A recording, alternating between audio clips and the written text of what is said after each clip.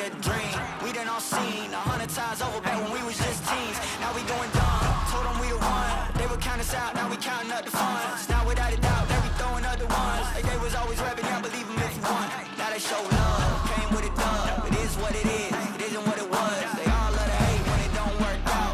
Tell you that they always been down when it does. Look. Say, oh, what now? Tell me who you see when you look straight up. Like, wait, who us now? What you gonna do when we pull up on you? Like, ooh, touchdown. You already know what it is when we come through. Ooh, shut down. Ooh, shut down. Say, ooh, what now? Tell me who you see when you look straight up. Like, wait, who us now? What you gonna do when we pull up on you? Like, ooh, touchdown. You already know what it is when we come through. Ooh, shut down. Ooh, shut down.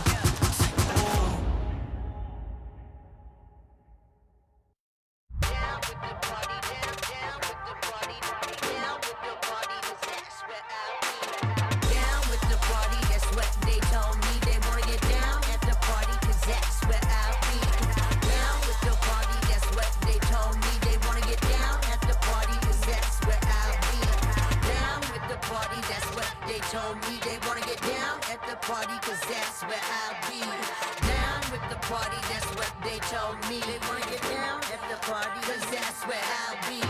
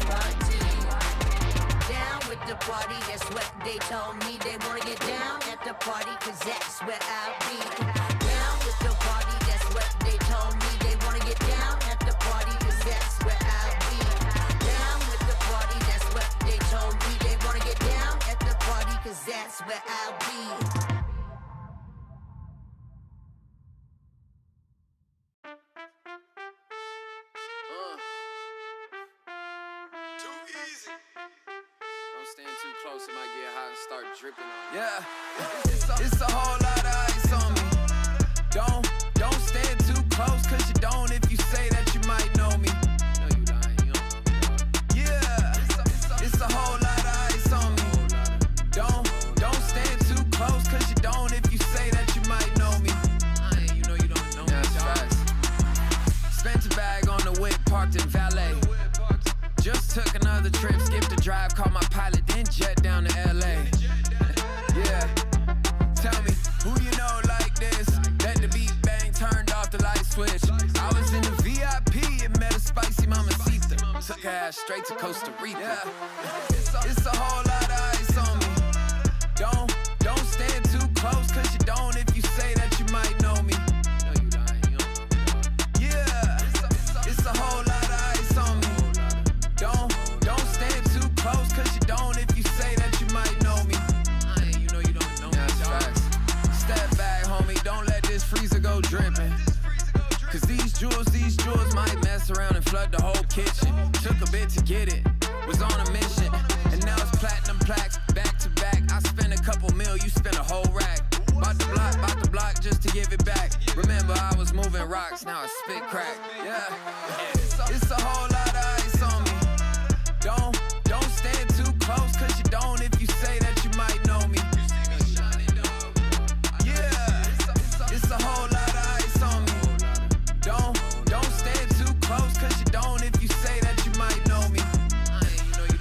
that's fast. I'm too cold for you. Diamonds straight out of Mount Everest with it. Yeah. It's a whole lot of ice, homie.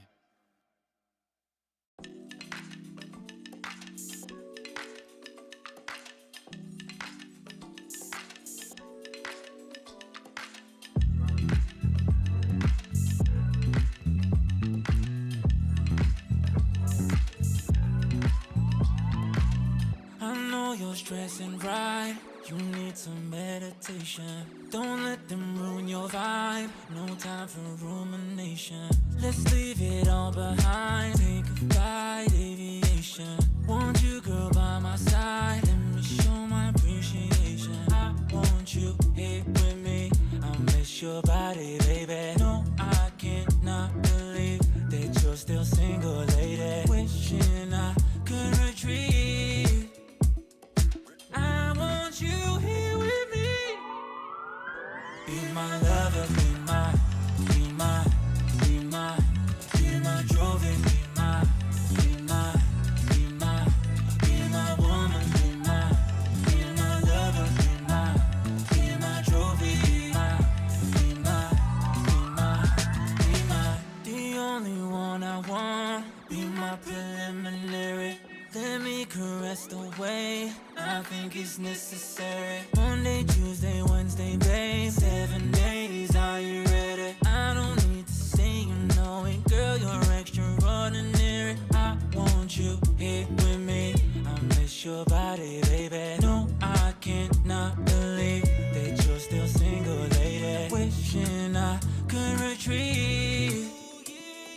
I want you here with me.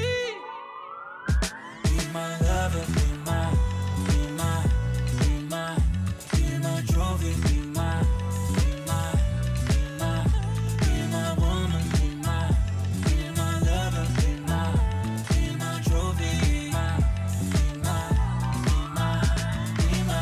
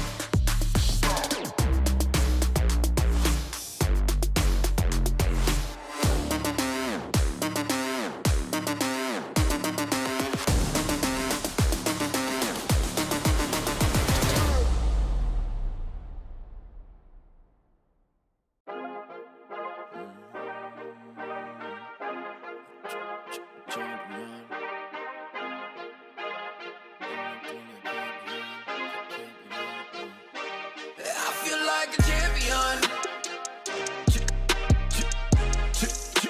A champion. Ain't nothing that can't be done. Oh yeah. I put it all on the line. Definition of divine. Yeah, I feel like a champion. Ain't nothing that can't be done. They told me I wouldn't be nothing. Came on now, I'm second to none. I need me a trophy, I need me a ring. I'm not with the bull, but keep it a beam. You know what it is, you know what I mean. Shit, all I do is win, win, win, win. Haters wanna hate, they ain't made top 10. Double, triple team, what they need to defend. I do left and I'm gone with the win.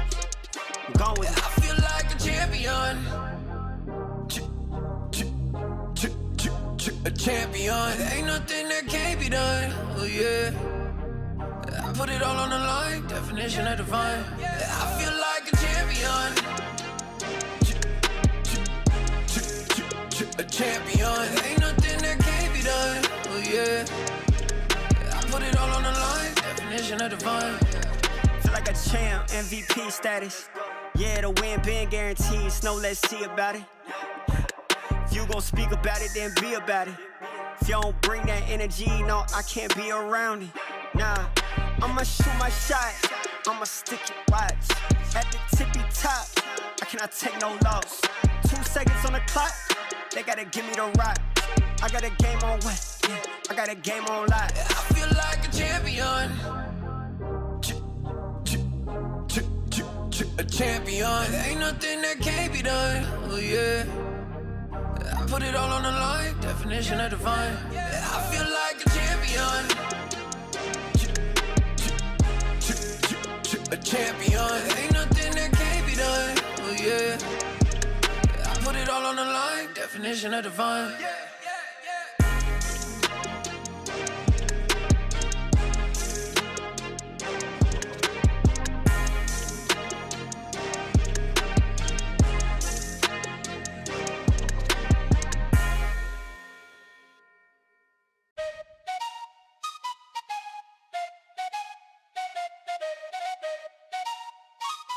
Let's go. I got big dreams, I'ma do big things. Yeah, you see me on the big screen looking so clean. I don't move slow, I move fast, right past anybody taking life for granted, yeah, that's too bad. I'd be grateful for everything that I have. You only got this life, you don't get it back. Make the most of it, become the best that I can. Everybody look at me, I got a plan. You gotta work hard, play hard, do it from the start. Cause how you do anything is everything you start. Stay consistent and do it every day. Don't let fatigue get in your way. Cause 10% of something is better than nothing. You better do something if you wanna be something. I can feel my stomach rumbling, I'm hungry. Big things coming, I ain't bluffing, yeah. No, I don't wanna stay the same, yeah. So I keep pushing through the pain, yeah. That's the only way to make a change, yeah. So I fight every day and train, yeah. It'll all be worth it. One day it'll all be worth it. So I keep pushing through the pain, yeah. That's the only way to make a change, yeah. I've had enough, I'm making my own luck. Adrenaline, my drug, I'm sick of feeling stuck. I got this, will not quit to the top, I promise. Cause I've had enough.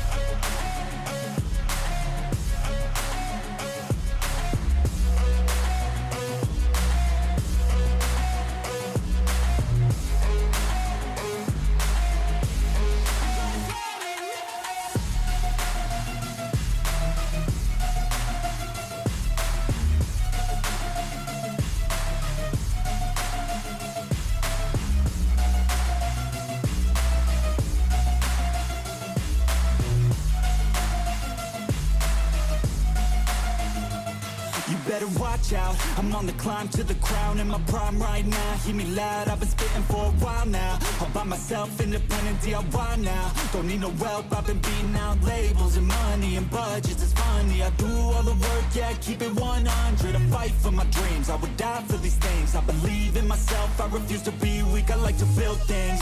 empires out of buildings. I wanna leave a legacy of helping others finally feel things, of motivating and killing depression, exhaustion. We need some healing. I work through the pain, I like seeing gains. I keep my head down, buried, walk through the flames. Yeah, I do this every day, even when I feel drained. A true man pushes through, you don't hear complaints.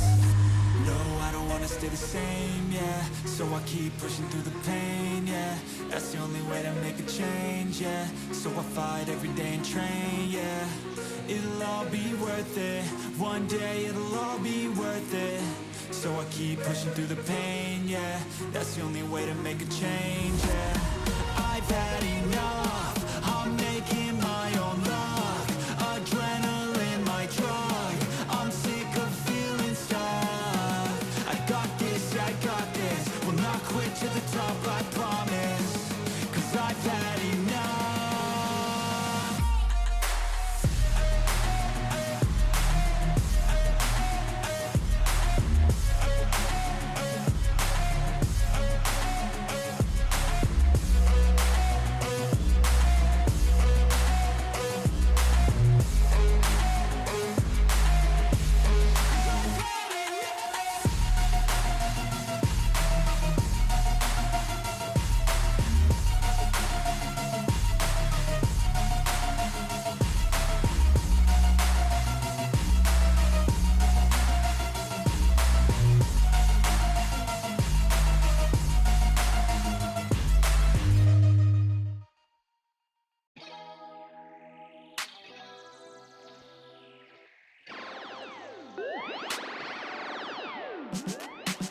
Feeling good, feeling great on my time. Won't let a hater block my shine.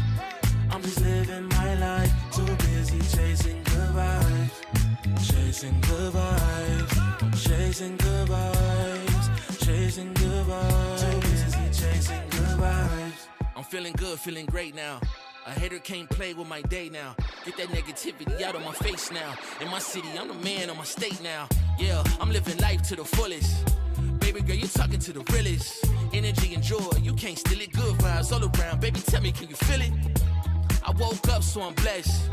Just another chapter in the test.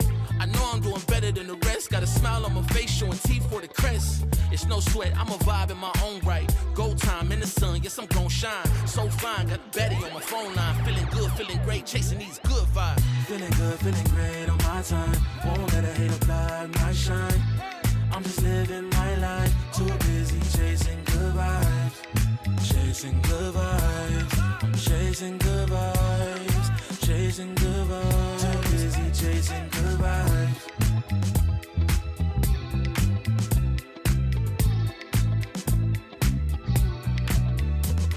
Put my soul on that beat, I'm ready to feast. Margaritas with some divas, I'm pouring the drinks. I'm living life to the fullest, the blessings in me. Don't really care what you say, whatever you think. Nah, unequivocal miracles with the lyrical. With the homies tryna pop like the cereal. Lucky Charms, got a model on my arm. Go watch on my wrist, garlic parm. No alarm, fireworks, I can feel it in the sky. I got love in my eyes, but there's money on my mind. I see passion and pride that despise all the lies. I've been around the world, so I'm down for the ride. Good drinks, good people, and good times. Fast cars, pretty women on FaceTime. More money, more fun in my life. I'm just chasing my shots with good vibes. Feeling good, feeling great on my time. Won't let a hater block my shine. I'm just living my life. Too busy chasing good vibes. Chasing good vibes. Chasing good vibes. Chasing good vibes. Too busy chasing good vibes.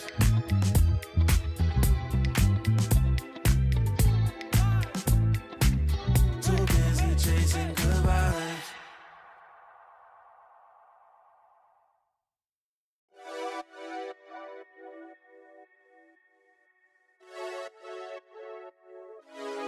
Friday night putting them plays in, but it feel like a special occasion.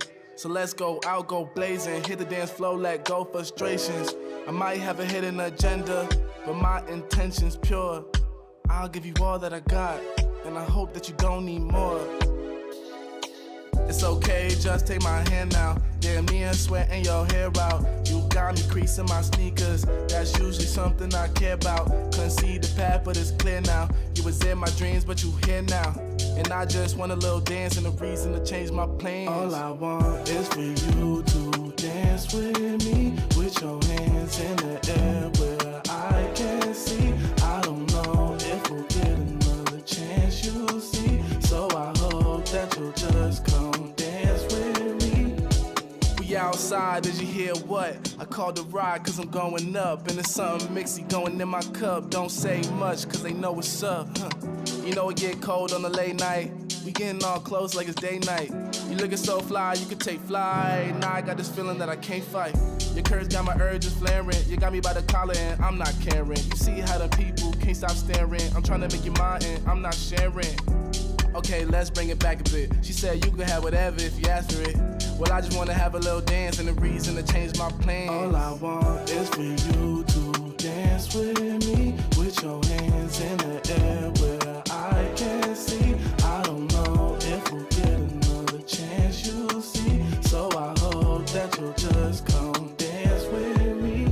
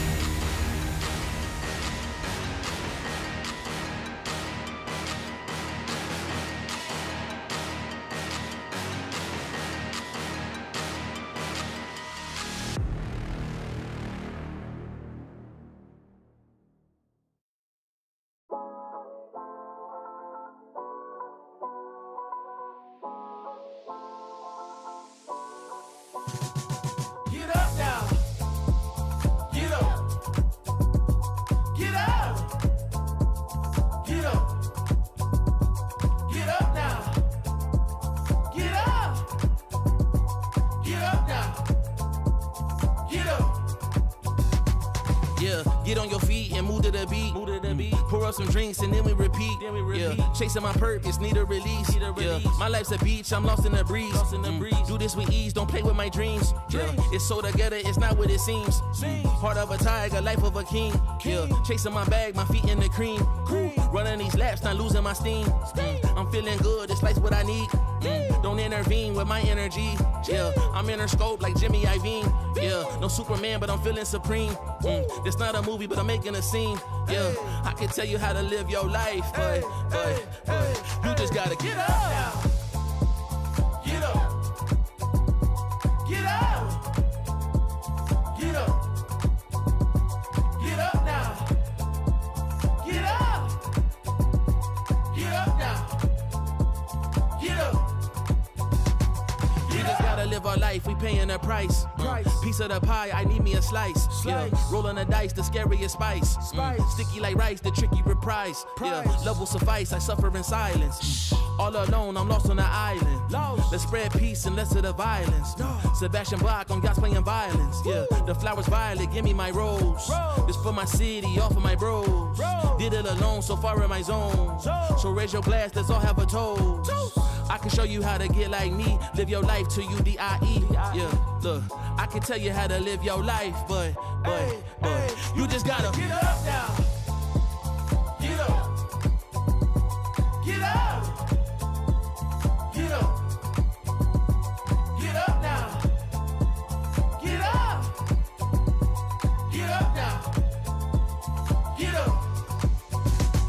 Get up.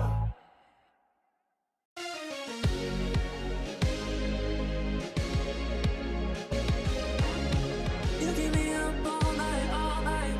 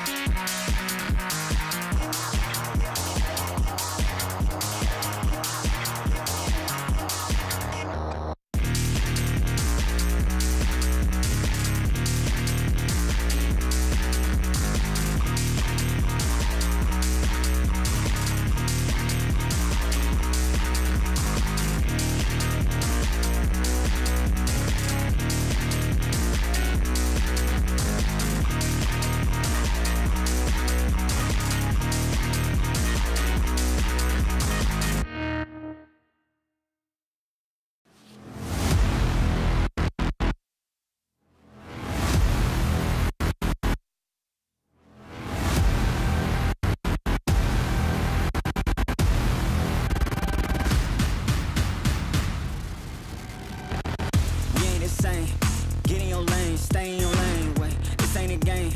Been through the flame, now get out the way. Whole lot of change, still been the same, put that on the name. I had to go through it just to get to it, look what I became. Elevate, level up, way to the top, headed to the peak. All them boys wanna talk, hit them monologue, but don't got receipts.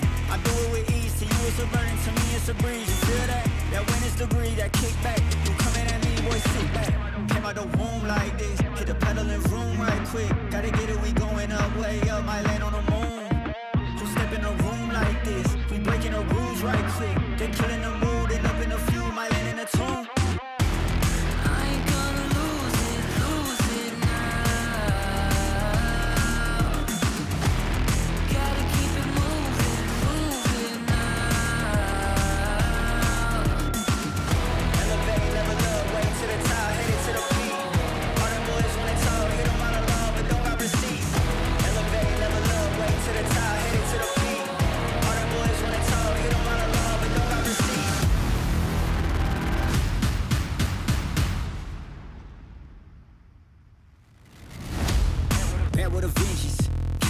I'm leaving no remnants, they all in attendance.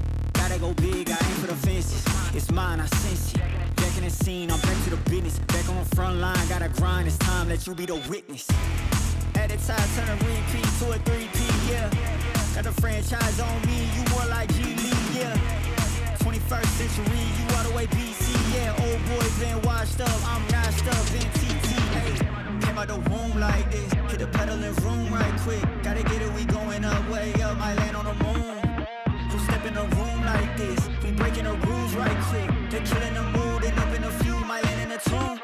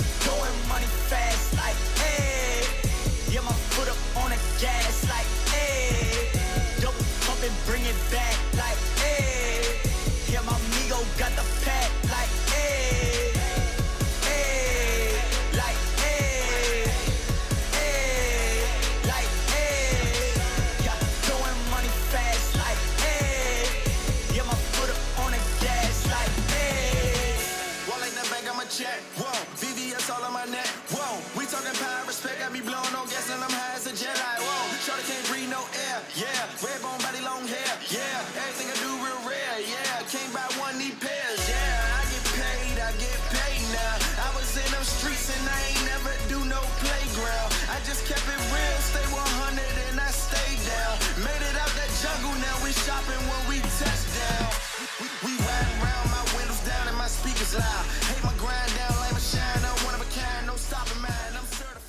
I know a place that will break you into 1,000 pieces. Stay away from them. Stay away from Lorca, Paco, and Picasso. Don't ask about Lola. Ay, Caballo Grande. Ay, Dolor de Nieve. But in spite of everything, it occurs to you to visit Andalusia. Don't say I didn't warn you. Be careful of the Andalusian crush.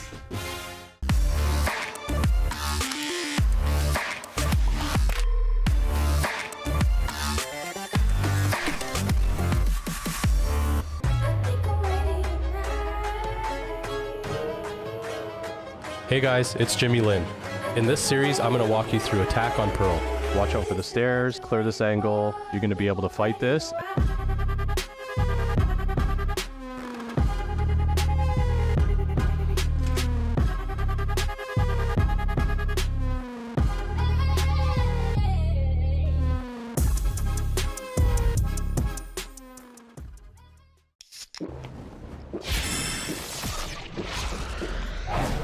Red Bull gives you wings.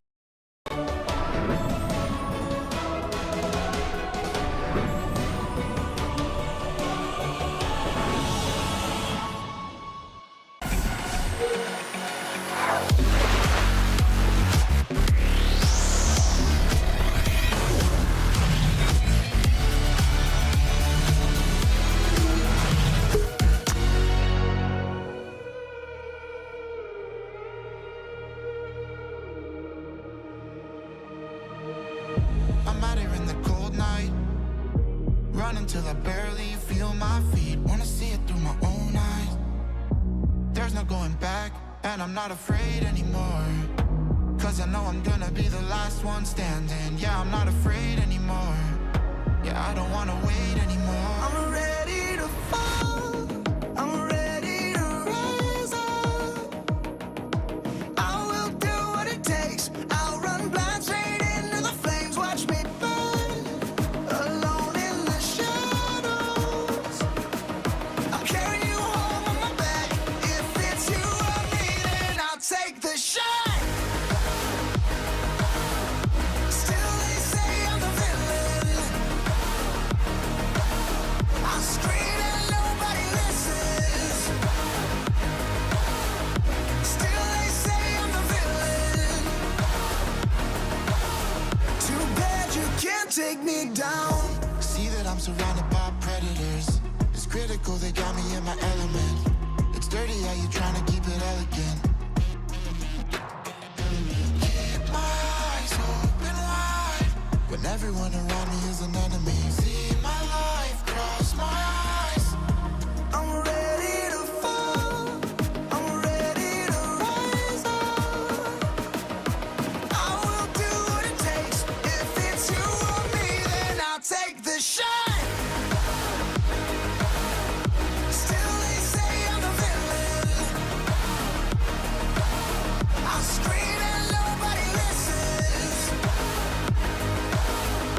Still they say I'm the villain. Too bad you can't take me down.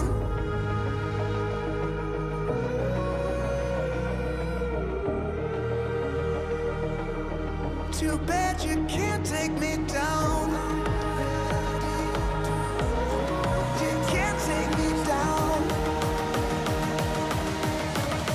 I'm ready to fall, I'm ready to rise up.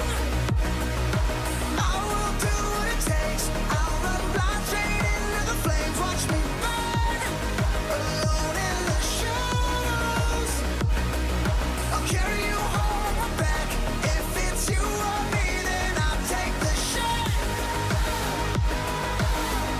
Still they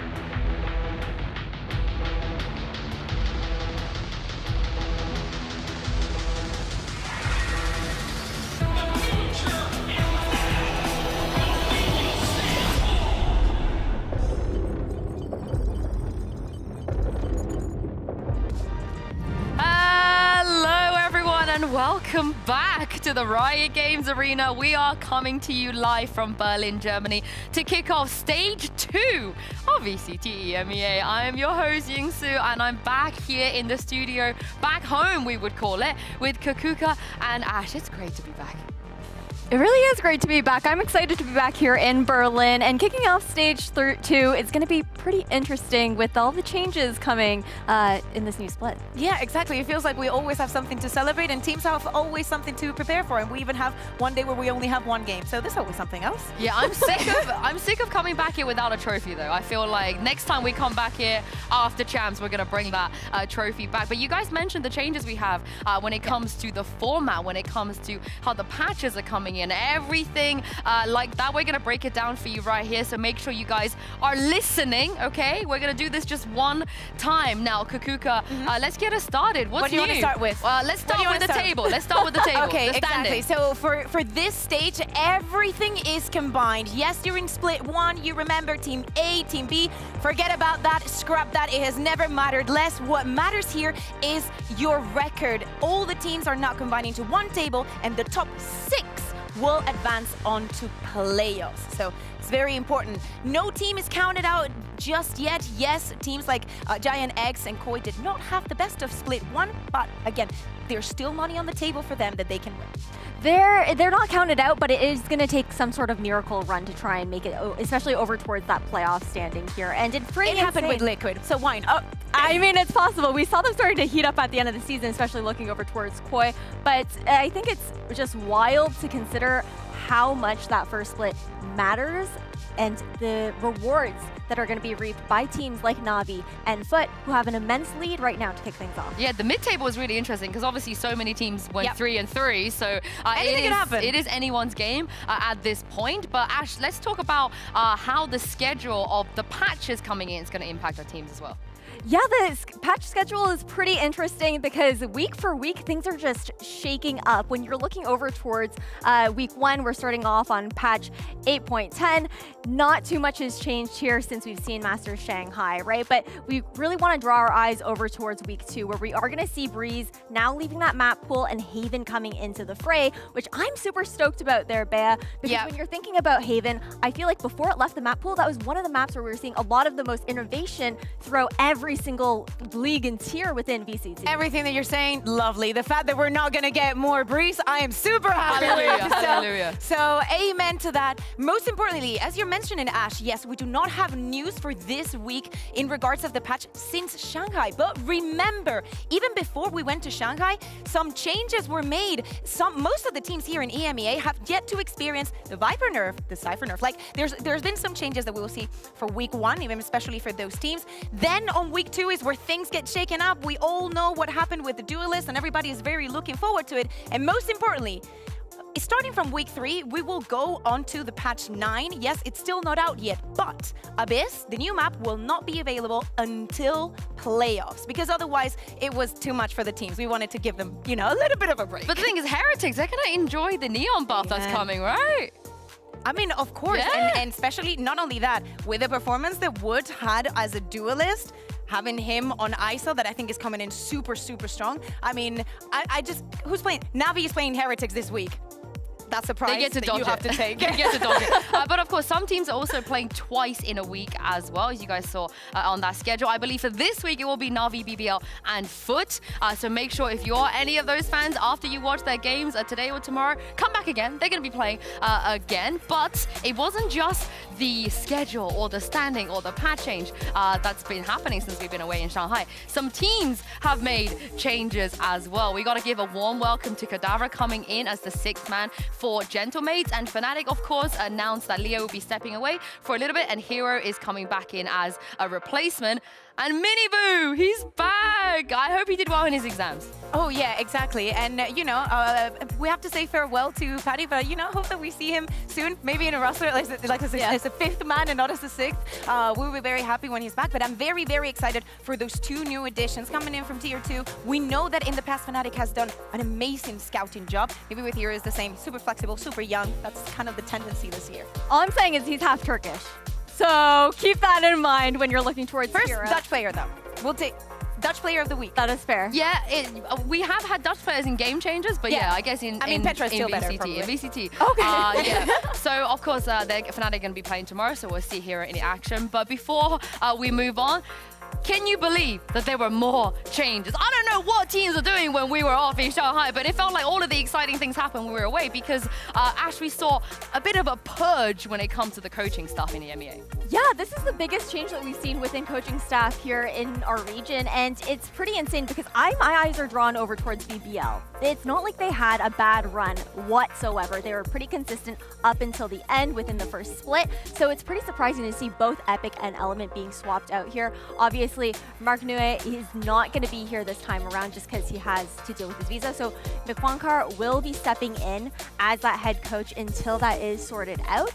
And then I think the most shocking thing is also seeing Eric Doombros away from Na'Vi for the first time. He was there since this roster was Party first Pirates. developed. Party Pirates. Let's it's go. insane. Good old days. But we're talking about, for people that do not have the context, because we've been here for a very long time, we're talking about like 4 years together. Yeah. We have never seen the potential, the true potential of the Angel Shao and the rest of what was Party Pirates, FBX, with all the changes and Na'Vi without Eric, right? We know that Latex Athletics has experience with them because he was just promoted to the head coach position, but it's going to be, I wonder how much that is going to change, because in that ecosystem that Na'Vi has, I don't see as big as a potential change as, for example, we could see in Vitality with now Gorilla, stepping up. We saw a lot of Vitality trying a lot of different compositions and new things during Split 1. I wonder if that is something that they're going to keep doing, or if Gorilla has different intentions. Which team do you think might experience the biggest change out of these 3 from this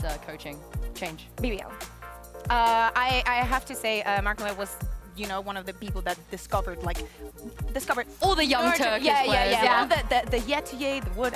Maybe we can ask them about it because probably they will know better. But all the potential that somebody once saw in those players was in part thanks to him. So I think it's going to have a big impact. Well, I'm glad you mentioned a young Turkish talent, because earlier today I had the chance to sit down with Yutej of Foot ahead of Foot's stage 2 run even. Take a look at this. It is an honor to be back here, and more so with one of our finest players in EMEA. It is Yutej from Foot. First of all, you guys had a really nice run at Master Shanghai. I think it was a bit unlucky you had to play 2 EMEA teams in the elimination round, but what have you been up to since the tournament, and how did you find your first international event? I think we just upgrade ourselves so much, and that was a super tournament for me. And I think I'm so happy because of the result. Like, when we lose, I'm sad, but we just reached another level, I guess. I think we saw that as well. And from you, I think even you individually reached another level. So what did you learn the most, you think, from that tournament that can maybe help you go even further this stage as well? You can win against anyone. Don't look their name, just play. Is there anything or any player that you did play against Shanghai that you feel very memorable about? Any kind of matchups, any game? I think against Heretics just. I'm so tired of playing against them. But we're gonna play in our 3rd match, so. Yeah, I feel like they have so much energy. They're just always like, they can play a team like 3-4 times. Every time they just beating us, but for now, I will not let them beat us. Oh yeah, I look forward to that matchup. In terms of your composition and your map pool and the way that you guys do things, I think you're one of the teams that's experimented a lot, you know, this entire year. You kind of slowed down a little bit, I think, once we got to Masters. Is that something that we're going to see more of this stage? Are you guys still experimenting, still doing new things? For this stage, I think we just try to play more default, like play with more default comps. Not gonna try anything, I guess, but it's Guy, so he can change everything. So yeah, that's it. You didn't be surprised, I guess. Yeah, I mean, I just want to see Lotus. I want to see what else you're going to do on Lotus. And last question coming into this split, of course, as you know, the table combines with last split. You guys are looking very, very good. You're actually first in the table right now. How does that make you feel about your chances of making champions? We're gonna make champions. I believe in my team. So there is a little pressure on us, but we are the best Turkish team, so that's okay. You might be the best EMEA team. Yeah, if we beat Heretics, yeah, we can. That's the thing. Whoever wins that gets the crown for the best EMEA team, you think? Fnatic. Really? Still? Yeah. You guys knocked them out? No, Fnatic is just have the same level, I guess. They can be just a little bit down, but I believe them, so they will just do better every time. Okay, well, I look forward to that rematch as well. Thank you very much, Jay, and good luck in your game and season as well. Thank you so much. Well, you heard that from Jay. He thinks they're the best Turkish team, but I think they could take the crown, potentially, for the best EMEA team as well. And we're going to judge. We're going to weigh in. We're going to have some opinions on this, because if you guys take a look at the standings in just a moment, you will see that we have a very, very healthy 1 through to 11. And here at the EMEA Exchange, every week, we're going to talk about whether we think these stocks are going to be moving up or down the table. And it's going to be very interesting today, because we're kicking things off with the first placed team Foot versus the last placed team Koi. So I think there's going to be a lot of potential for these to move up or down. So let's just get in there with Koi. They physically cannot move more down, sadly, you two. So I want to ask you, you think they're gonna, keep going down? They're gonna stagnate a little bit? You think the stocks of Koi could be going up? I am a believer. Sergio Ferrao always makes me a believer. But especially if we take a look at what happened at the end of the season, right? Yes, things were not easy for Koi.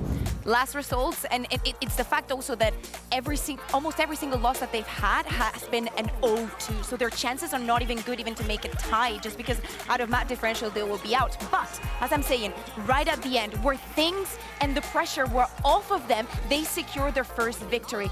Bear in mind, things that should have not happened, they shouldn't have been reverse swept by Fnatic on a 10-2 advantage. On the match against KC, they were very, very close to closing it out. And at the end, they managed to get that win at the end of the season. So I am saying that, the stonks there are going has up. been improvement. So maybe they don't win, but things are going to be better.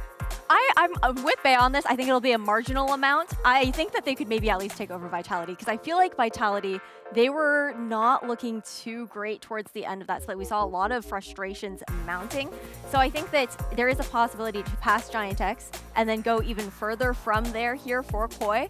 As long as they can keep that momentum flowing, because that was really when there wasn't too much on the line. Yeah, you're a believer, but let's talk about Foot, because they're at the top of this table right now. Again, they can't really go more up than being first place, but do you guys think they're going to maintain a first place finish as we head to playoffs, or do you think maybe they can move down as well?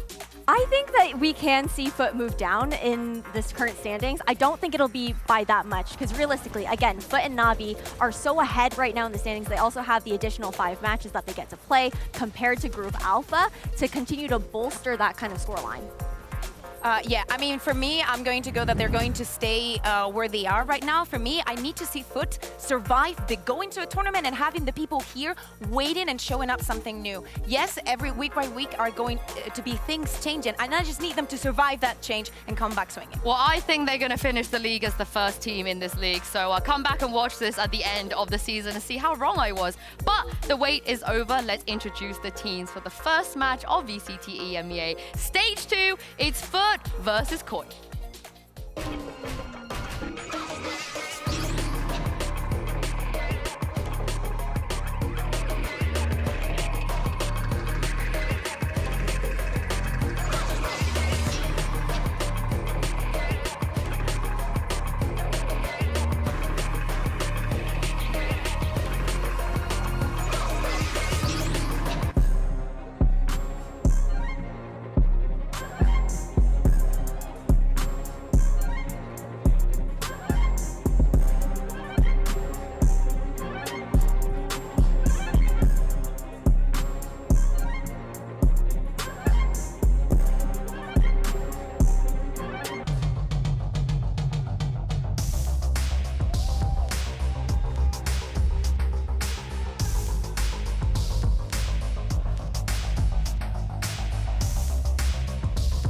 We saw what Foot can do on the international stage. This team cannot be underestimated. But what I want to know, what I'm most curious about, is what have Koi been up to? As you said, Kakuka, they've had time. They did not go to a global event, which means surely they must be prepared for something new here. And they know what's at stake here. One single loss could be devastating for Koi's future. You talk. I'm too excited. Lotus, they leave it open. Oh my god, 4 foot. This is 100% a trap. Yinsu, we were talking about what have they been cooking and preparing. Lotus has to be one of that. Funny enough, Foot, this is the last time that you're going to be playing that Breeze, right? Or are they playing twice this week? I don't think so. They are playing twice this week. Oh, never mind. So maybe they have one more Breeze ban because next week it will be over. But Koi, very finally, decided to go for a split. And Foot decided to start on the defense. Like, I'm not very, very surprised. I'm thinking about the way that Koi won their split against Vitality, running that double duelist, how electric and hit or miss it was, but they were very good on the second response, right? Like, even if you're a man down, they knew exactly what to do in the situation. And for the side of Foot, this is the map with the chamber. Everybody, loves to see CNET on the chamber. He's super impactful. Are Koi going to be ready? I think when you're looking over towards the fact that they might be running that double duelist, my eyes will be on Starkzo to be that flasher, to be able to actually push CNET off of those angles. But again, going into that split pick, previously when Koi found success on that map, it was because of that surprise in the change in their composition. We don't know if they're not. Yeah, they could do it again. They could. I also think it's time for Foot to change their comp because people know what they do. Yeah. People know where CNET plays. It's not really ace up in their sleeve anymore. And here we're talking about the time that Foot probably has not had to, you're preparing against Koi. Do you really think that they're going to pick split against you? Not only that, when we're talking about the changes, Koi hasn't still played with the Cypher and Viper changes, so they might not even run the double controller. Well, let's take a look what we're going to get, and we are going to get changes. Never mind. I mean, you today was telling me how Foot Ash only had 2 days off, and Gaius can do whatever he likes.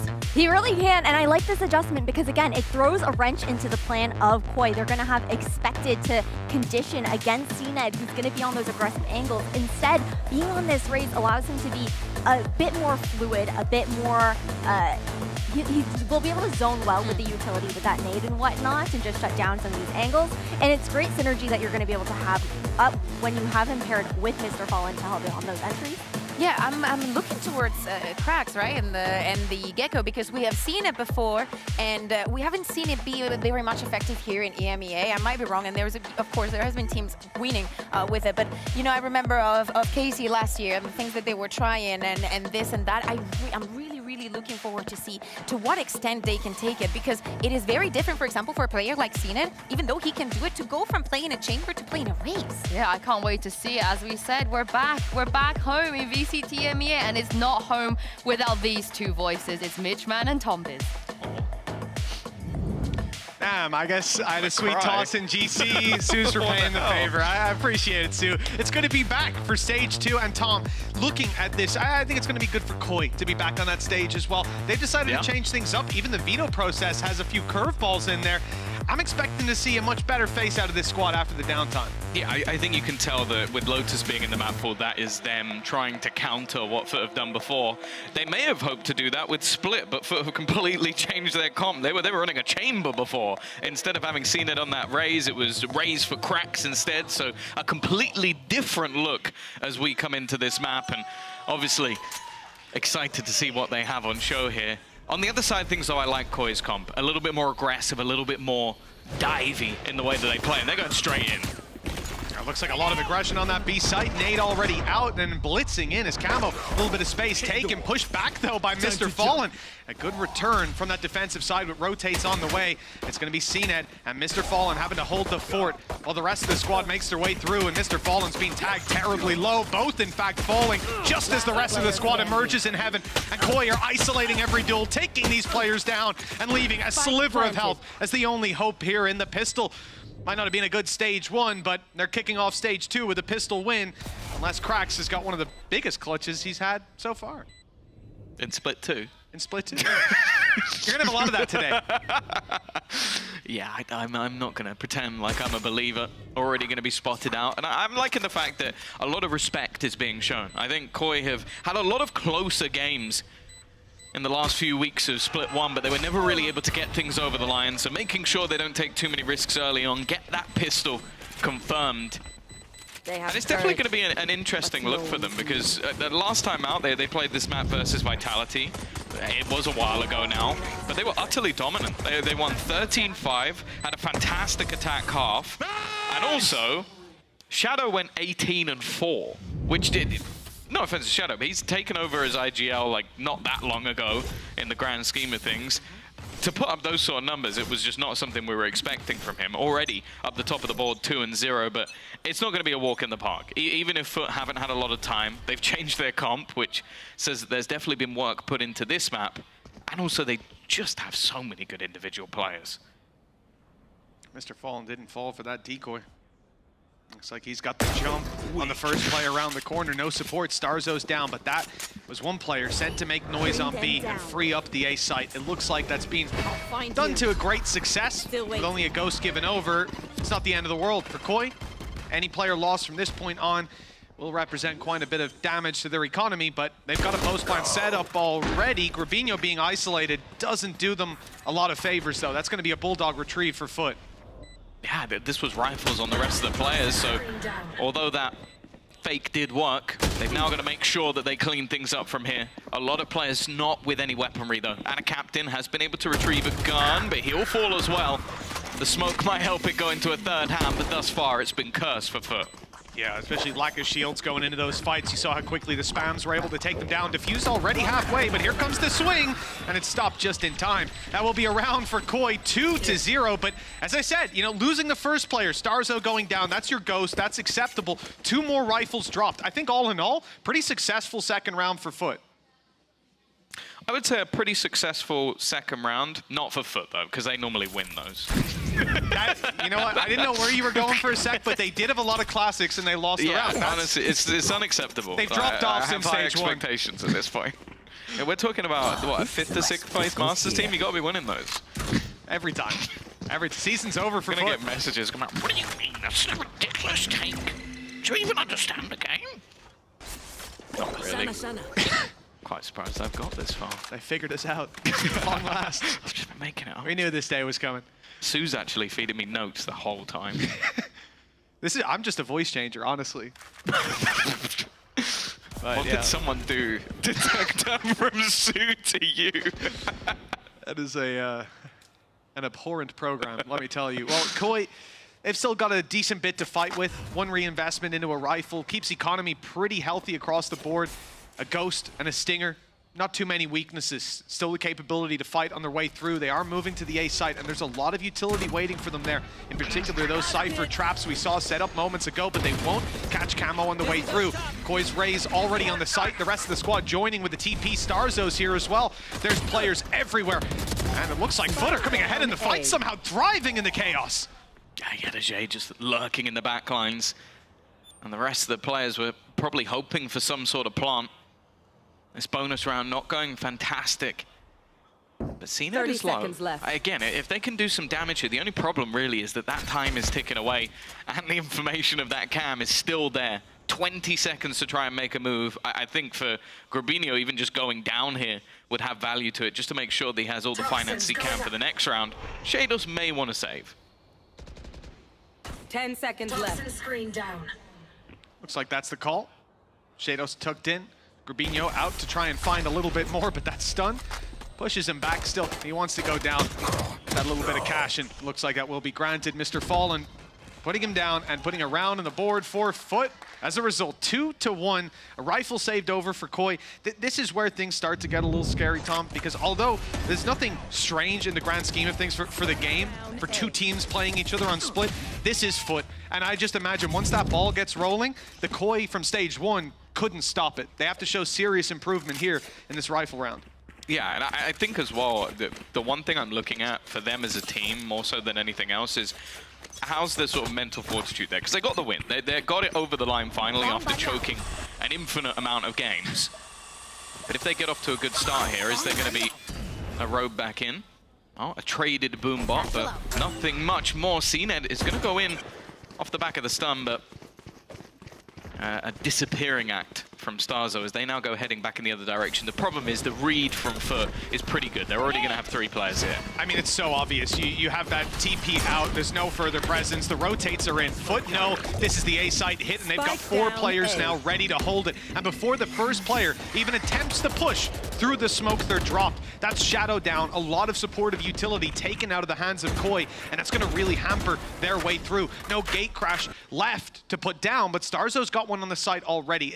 Perhaps if he can open up that angle for the squad, they could capitalize on it, but it's a fake TP put through, and ultimately, Foot don't need to do anything but sit and wait. And it seems like a lot of what they're doing at the moment, especially with the breach, is just trying to get information and then delay. And when you have like this sort of dive comp, it can be so difficult to play against. The stun though isn't going to help out with that kill, but 30 seconds left. They have to make the decision of which direction they're going to go in. And well, it's quite obvious where they're going. All the steps have been heard, and a captain's going to rotate in to support CNED. And I think they've done that deliberately. Yeah. Oh, that was a little bit of a ruse from the side of Koi. They're running quite low on time with the spike still in main. 10 seconds left to cross over and get that planted. Still a defender on the site. They might think that they've dragged the rotations fully, but they haven't. The plant now attempted. The smoke there, though, provides an opportunity to run the clock all the way down. They've been played trying to push and pull the map, but Foot stayed in position, and they find the round for it. It just looks like a scenario of overthinking. Like, I understand, like, especially the initial fake was not bad, but it's the fact that a lot of the utility was being held by Foot. They still had a flash and a dizzy at the end of the round, so you go to quickly move into the site, and by that point, it's already over. You get double flash, 2 different pieces of utility, and then you're trying to plant in front of someone. Like, you had to hope that the rotation had come in far more than that. And that's the thing, this change up in comp is one that brings in an initiator that gets a lot of information. It has the Cypher that gets you a lot of information, and the breach that allows you a lot of delay. We came in today thinking, will Koi counter Foot? I think the opposite's happened. It very much seems so. All that preparation out the window, and Foot more comfortable than ever by the looks of things. A great round last one by Mr. Fallen. The fact that he stayed in screens meant you couldn't get Camo or Starzo crossing to cover the plant. They win off the time. It's a devastating way to lose it. If you're on the side of Koi, and now the numbers equalize, the weaponry weak for the attackers, but they're still healthy on a couple of players, healthy enough to buy some rifles and have a chance in these fights. CNED's already spotted them though, and he's not feeling greedy today, backing off and conceding the control. Bring them down. A couple of ultimates that this round starts to get close. I wouldn't be surprised to see put into play. Camo with that showstopper. Paranoia solid. It's going to give CNED the space. In fact, that a captain. He's going to move in on his own. And now CNED's, you know what, you've had all the fun. I'm going to clean up the rest of this round. Ultimates building, farming almost for the side of Foot. And well, already we're going to have ourselves an Andaluthia flawless for Foot. For a map that was chosen by Koi, a map that they've been comfortable on, at least the last time they played it. This is looking a little bit rough. And this is why I said coming into round 4, you know, it starts to get scary because now Foot have got the economy behind them. It's flooded. They're going to have rifles again and again. When it comes to buy rounds, at least looking back at the previous stage, looking at Foot on the international stage too, I definitely don't favor the side of Koi coming in. Even with improvements, they will have to have leveled up their gameplay in 3-2. It's still early days. Don't want to sell doom and gloom too heavily. But I can feel it coming. And right off rip, CNED's getting up in their faces. Showstopper used by Camo, still available. Although I don't know if it's going to find its mark. Gecko utility perfectly cutting it off with the mosh pit. Flash in, backside though. Here comes Starzo up close, ready for the fight, but shut down. It's Cracks, 2 kills, and then Yedege chimes in, cuts off the reinforcements, and here comes the information. It forces them out of the smoke into their waiting arms. Foot with clinical play in round 6. That's 4-2. Wow, if we weren't a little bit worried before, I definitely am now. Like, this was the build-up of some pretty high impact ults being thrown in. That was a dimensional drift and a showstopper used, and they got 1 kill. Like, it's not a good sign, and I think it's quite disjointed at the moment.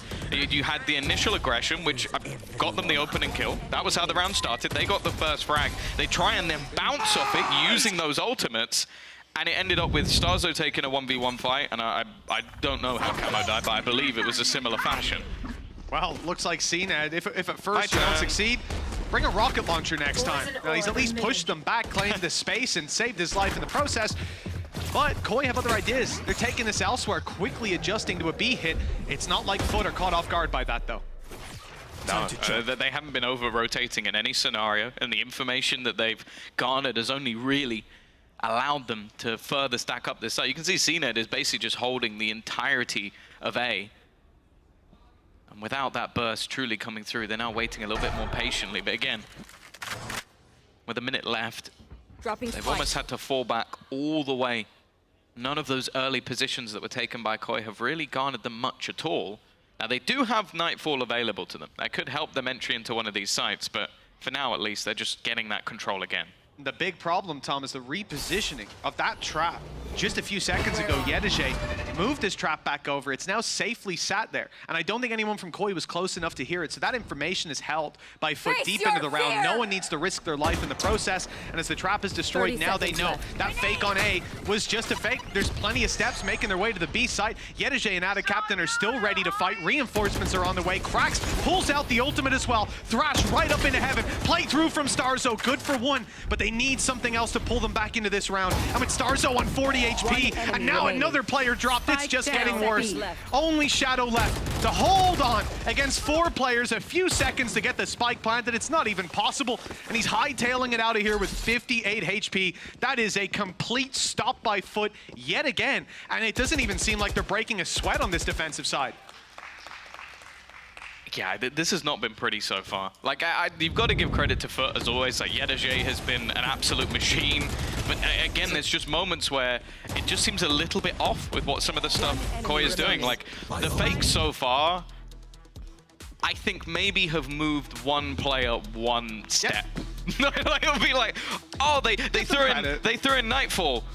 Oh, they've broken the trip in mid that we put. Okay, I guess it's that way. It's the same second. The Nightfall comes in, the trip is broken, what, half a second, 1 second later? But I also just, time to move. I think I can only assume that the timing of just communication must have been off, because I feel like for Shadow to put that Nightfall through means he didn't know that trip was there, because otherwise that seems a little illogical to sell a fake when you're about to give the information that you're still in mid. It's just a little bit off, and I think, again, if that communication comes through, they can delay that take by 5-10 seconds, and maybe that pulls someone over. But because of it, it just makes things fairly easy for Foot. And they're not over-rotating. They're playing quite a dynamic style. As said, they have changed their composition to have a lot of information in it. And because of that, they don't need to over-rotate. They can stick with throwing up a dizzy every once in a while, having the camp, having CNED just hold A, like just the whole of it.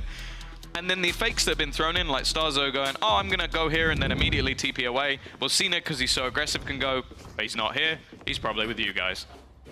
Yeah, the reads have been there every single time.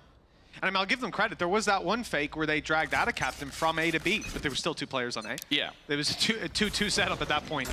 Yeah, they've been 1 step ahead. Maybe the play is to hasten the pace a little bit. I think it's more so, I just want them to be a bit more direct. I think if you're selling fakes, you almost have to have sold an idea in the first place. Okay. A direct approach up into heaven, grabs them a kill on the CNED. Still a trap there. It's destroyed. Now they know there's a bit of presence moving towards mid. Looks likely to be a play on B. How far forward do you think he gets this? Next round, he's going to have it at the bottom of mid. In mid, yeah. Deep in mid.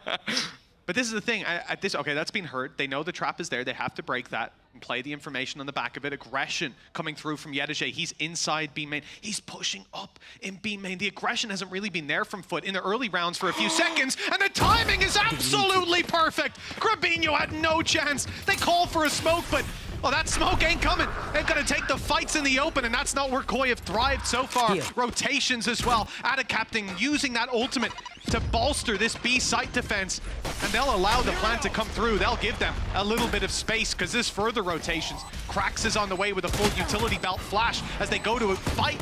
Camo loses his health down to 33, tagged up heavy, still wanting to play aggressive though, wanting to get in their face, and it's Krax. They're challenging alongside Mr. Fallen. The reinforcements are here, and now they don't stand a chance. Koi left with just 1 man, Starzo behind enemy lines. He snuck his way in and might have a chance if they assume him to be in main, but Krax has got eyes in the back of his head. Spidey senses whatever you want. It's 6 rounds to Foot. No, this has been clean. The last few rounds, it seems like Koi have been desperately trying to throw a spanner into the works. I don't mind the initial start. It's a much faster paced take.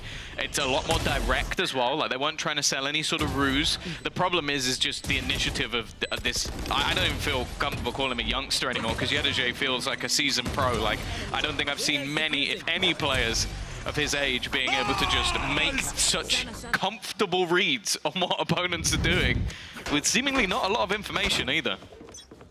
No, there really wasn't. It's impressive so far, the read that Foot seemed to have. Now a very big bit of aggression coming out of Foot. Rolling Thunder used on B main, push down mid as well. Area completely clear. They know now the pressure's coming in towards the A side. It has to be. He doesn't go further, does he? Was the barrel spotted? CNET saw that barrel. There's no other reason for him to hold that corner. Okay. There is a gate crash out of there for Starzo, though. Either way, A side is taken, and the plant seems to be secured. Yeah, that's the thing. It's almost a 50-50 gamble from Foot that puts them into a retake. Starzo is on the longest rotation to all mankind. He's going to be on the B site as the retake begins on A. Now, with the Viper's pit down, you have to hope that his team are going to be able to hold long enough for him to get into position. By the time he gets to Heaven, Tom, they're already going to be out of Heaven on the site, but it looks like they're having a good time holding until CNET gets involved. It came close, but Shadow stays alive. The quick push out of Krax catches him. Eventually, the Viper's pit falls, and now here comes the flank. A little bit late, and it's even being watched. Starzo has no impact, and Koi almost in the same boat. 7 on the board for Foot, and barely a stumble on this defensive side. Oh, that's got to be infuriating. It is. I can understand the flank. You don't really expect with the Viper's pit down that your team are going to get cleared out as quickly as they were. Like, Foot were very fast to react. And the problem is, when it gets into that late round, even if you didn't know he was on the other side of the map, you're already going to assume that that's where he's going. Going to try and play for Heaven, try and get that plant. But again, you just got to sit there on the Koi side and go, like, you're getting into post-plant positions and just not able to win any of these battles. Like, that's the peculiar thing. They've had opportunities. And well, of course, each round, there's a more aggressive play for CNET to push. At this point, I don't think he'll be satisfied until he's killed someone in their spawn. He's being shot at, and he pulls out his boom. He's still going. He is still going. And he's got Krax with him now, because Krax wants his ult back. Exactly. You've made me put my ult in spawn. I've got to go get it.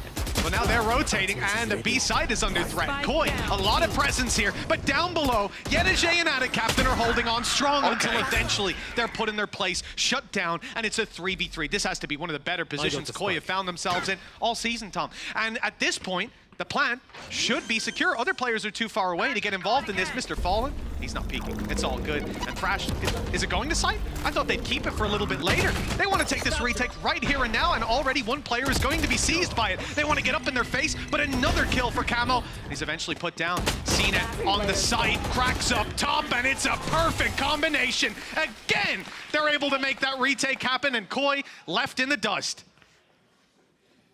The way they're playing this game is disrespectful. It's just a little bit rude. I'm going to be honest at this point. I might have to call up bully hunters, get them to come into the game, and like, because my man is using the Thrash to push spawn. Like, it's just outrageous. And notice the 2 players that were left in the clutch at the end. It was the 2 who pushed spawn who just got there. They only just arrived. Camo tried. Like, that round, he did well. I'll give him his plaudits, but what's that, 8 rounds in a row? Go get him. Yep, well, it was 2-0 to Koi. Okay, CNET. Oh, he's in danger. It's actually Attic Captain that ends up taking the brunt side of it, and that's the advantage. Coming into Koi's hands early on, a decoy shot, deep nade from CNET. He might actually catch Camo a little bit out in the open, but the spray is a little awkward. No conclusion either way, but both raises now quite low. Starzo gets backside control with the ult, but it's all a ruse. Using the gate crash to rotate, but they're very late, Tom, and they've taken no space on A while that fake was going down. The most presence they have is in sewers, and Foot, no! You've already got CNET on the A site. Here comes Yedajay, and they have Cracks the whole time. They're running back and forth. It seems like the calls are just a bit messy. Like, they even in the spawn seem to hesitate what direction they were going in, and it's not the greatest sold fake of all time. Krax is waiting, watching. First kill goes his way, but actually, he's not hit his shot. A chance But they're still walking into the stack. Starzo, again, is just, I don't know, he's lost on a dinghy somewhere. As far away from the action as humanly possible. Cena desperately low, will go down. Yedejay's still here though, but he will fall. And now, while Starzo's flank might be able to catch Mr. Fallen, you have to hope for his sake that it will, because at this stage, there shouldn't be a way that they can lose this round. It doesn't look like it, Tom. It really doesn't. Somehow I'm not believing just yet, while Mr. Fallen's still drawing breath, but that's finally come to a close. Brilliant flank. That made it worth it. That's what I'm talking about. No, but like the scary, I don't even know what I want to go with. The terrible thing about this is you have to use a showstopper off rip and get 4 kills for the team to have a chance. You have to rely on cracks whiffing. Let me just say, you have to rely on cracks whiffing to have a round. As said, like, Camo has been, at least last couple of rounds, he's been doing his job. I don't really have a critique of him, but other than that, it has been very, very messy. I don't think we've seen, well, I guess that 1 kill at the end of the round, but other than that, the Yoru from Starzo has not really been hitting for me thus far. There's ideas, and Foot are always ahead of it. The really long flank he went for was very situational with CNET being around, hearing the first gate crash fake, and yada yada. I think if you watch that round from his POV, it's not as silly as it looked like in real time. But it has happened, what, 3, 4 times? Exactly. It's like the system in play for Koi here is not working. The fakes are not working. They're super telegraphed. Foot are ahead of you every step of the way. And the round you get is off individual brilliance and a showstopper. We need more than that, and we almost lost a player right off rip. Koi moving their way towards this B side. At least that's what they want Foot to think. They've been keen to run it back after initial contact, and this time they will be with a showstopper slowing them down. And Yedejay drop. Okay, now they commit to B. Now all they have to do is deal with CNET. And that's exactly what they'll do. Camo has been able to come back in after taking a lot of damage. Looking like they might be able to at least bring home a couple of rounds at the end of the half. Even still though, the 3 players they're up against are no slouches. Nightfall may have connected onto 1, but the other 2 up in heaven, not going to have any problems. Starzo again, this time lurking through the back of mid. I don't know if they'll be expecting him this late. No, you wouldn't think so. And now their eyes are firmly locked forward, so that flank is free. Out of charges. 8-4 in the end, and after an 8-round streak from Foot, Koi better thank their lucky stars they won that pistol. This could have been a much worse half, but it's recoverable. Now they're on the defense, though. I mean, the one upside as well, this is their map pick. Foot did decide to start on the defense, but I don't know that I would fully believe in that. Yeah. At least an Andalucia flawless to close it out and give you a bit of confidence. Yeah, and well, I think the main sort of highlight at this point is the fact that Camo is hitting. He's firing. 15 and 10, top fragger in the server right now, which, again, considering how this has been going, is pretty impressive. Giving his team at least a little bit of hope. I think that was, what, a 3K, 4K, 3K in the last few rounds. It's like, talking about comebacks. But now Foot head onto that attack side. In the past, they had seen it roaming on that chamber. This time, though, he's taken the lead already. Space. And in fact, the entirety of the A site has been taken under their control. And in fact, the TP that was there for Starzo's quick rotation is gone. Spike planted. Koi are going to have to do this the old-fashioned way. 5 players up in heaven. Now they start to look elsewhere. In fact, it might be 5 players towards screens. Foot held down, 2 on site, 2 to the bottom of ramp as well. They won't get contact in the initial fight, and they'll be smoked off as well. Okay. Koi's utility is working for them, sectioning off some of these fights. They even catch out a captain in the open.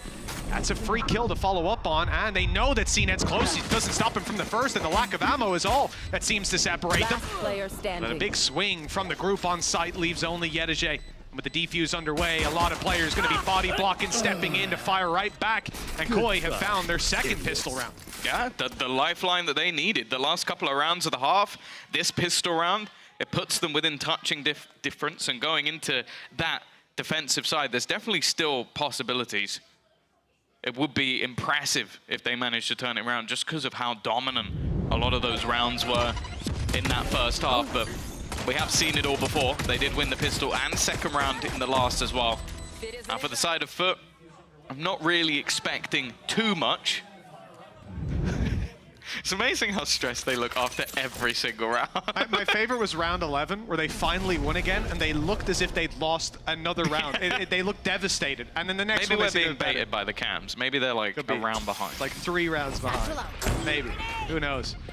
Instant aggression out of foot for mid, looking for the control. Classics in hand. This is where it gets scary. Out of captain with a classic, but he's being put to bed. And the spike has fallen into the hands of Koi. As a result, this now becomes quite difficult for Foot, although they will cross freely back into vent and even grab the spike if they so wish. 3 classics up against a pretty stacked defensive side when it comes to weaponry. Yeah, I'm pretty sure, interestingly, CNET actually bought light shields into this round. I don't think he bought anything else. Maybe just very confident that they would get a gun, and he was correct. Unfortunately, he's not alive to use it. One of those shields to play around, but every little helps in a round like this. Be the Bulldog last man in. I love that they're just all baiting for him. That's it. You absorb those bullets, take the crosshair as you swing in, and hopefully Yedajay can trade you. A lot of the time these rounds can just come down to damage. Sectioning off B site towards spawn. Camo holds first cross, does well, and then the support from Gerbino is perfect. That's the follow-up they needed on the side of Koi. One player dropped a successful follow-up round, and this is where it all fell apart last time. Yeah, going into their bonus, they definitely have a little bit more to it, though. I think that was the main problem last time, is they lost 3 players, Foot managed to do a lot of damage, and then just wiped them out in the next round. So we'll see. Maybe that's going to be a bit more of a change. I do think that a lot of what Foot's comp was really good for was denying everything that Koi were trying to do when it comes to that attack side. I see what they've got planned for this defense. It looks like Koi might have some plans of their own. 3 players currently built up outside of B. A fair bit of presence. We haven't seen Foot's fake game, but we might get to in this round with Yedajay lurking outside of A. With the late flanks, perhaps. They definitely don't seem intent on taking this one in quite the same fashion as the last 2, a much slower approach to the early round. I think for Koi is they can be relatively happy sitting in these A positions. Look at the gate crash up in the defender spawn. It's very quickly allowing them to have a rotate from Starzo to the B site. That's going to be online for quite a while. Gives them a lot of comfort, although a 3rd player moving to B already. Good reads from this defensive side as far as where the bulk of Foot are going. Spending some utility early on to keep them back, and that might actually funnel them into the A site. That right now is a little bit weaker. Right, your trusty Outlaw. Shadow as well. They may be slightly better off in terms of the weaponry. Mostazo's got off to a decent start, just about manages to get out of there. But he's more so baiting for Shadow, and Shadow gets absolutely nothing. Left up to Stazo to try and do it all. He's going to be overwhelmed. Krax is having a game, and Yedajay is right there alongside him. It now comes down to what damage they can do for the rest of this bonus. Come on, Captain. Actually playing things quite safe. Yeah, I mean, we saw the exact same from Yedajay. Takes 1 shot, just backs off. They're disciplined because they've got a 4 versus 2. Spike down. Time is against Koi. They're the ones that need opportunities, and Foot are not looking to give them anything to work with. Even now, a timer ticking away. No one's going for the crazy play. Used to seeing the... Oh, well, here it is, actually. Yedajay moving right past the defender's danger beacon and moving into heaven. Doesn't look like he'll have a chance to strike those. Gerbino's sectioned off and pushed down by the rest of the squad. Foot with the round in return. Good damage by Koi, though. No, that's a really decent bonus. Taking out 3 guns. It wasn't similar to what we saw in the last, so I think we're already starting to see Koi build into this game after what was a pretty poor start to it. Even still, though, it's not going to have too many problems when it comes to the purchase. Foot will be able to invest back in on the majority of players, and there will still be a piece or 2 missing for the side of Koi. But they're definitely in a better spot when it comes to ultimates. They're almost having themselves dimensional drift, 2 away from the showstopper as well. Although the main worry is 1 off Thrash for Krax. Oh, does well after being distracted by the Dizzy to still land that kill, but Gerbino down to 43 doesn't inspire much faith. Good bit of damage done, and with that control, like you highlighted there, Thrash is online. It's going to be positioned towards middle, making its way up and through heaven.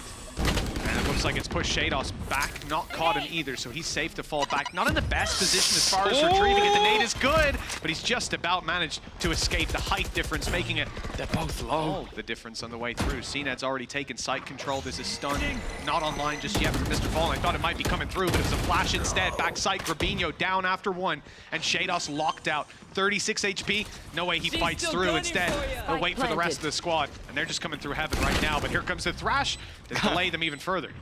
I think maybe baited out a little bit by the fake out.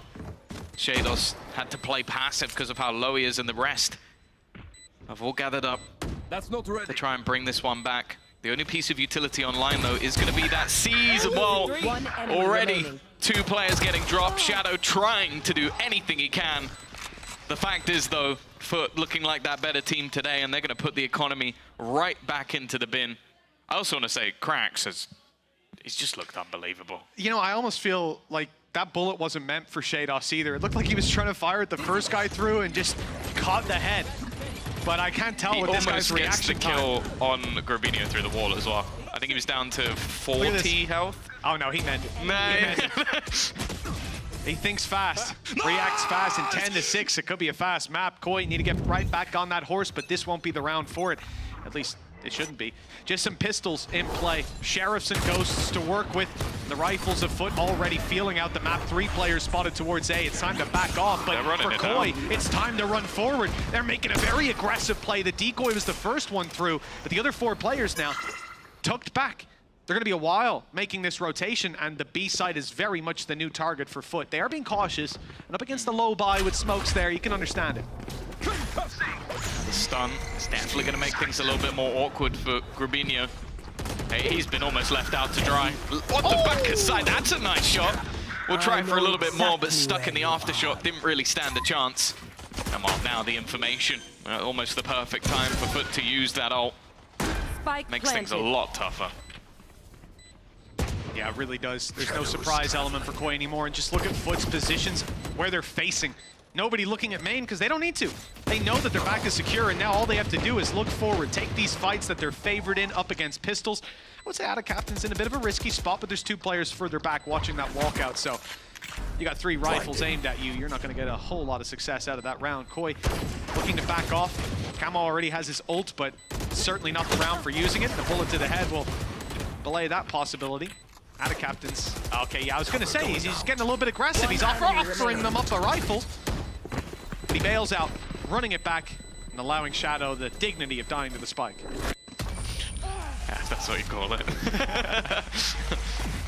They'll allow you to live for 3 seconds more.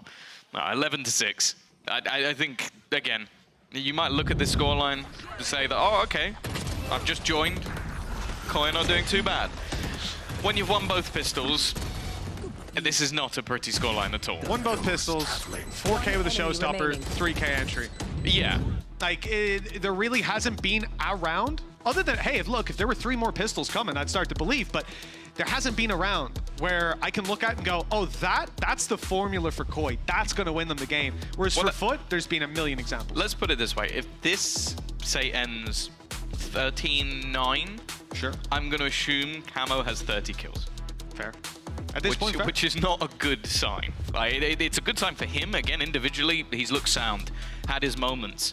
But I've not yet really seen that. As I said, last time they won, Shadow put up an incredible performance. Him and Shados, in fact, were the 2 that were leading that charge. It hasn't been the same today.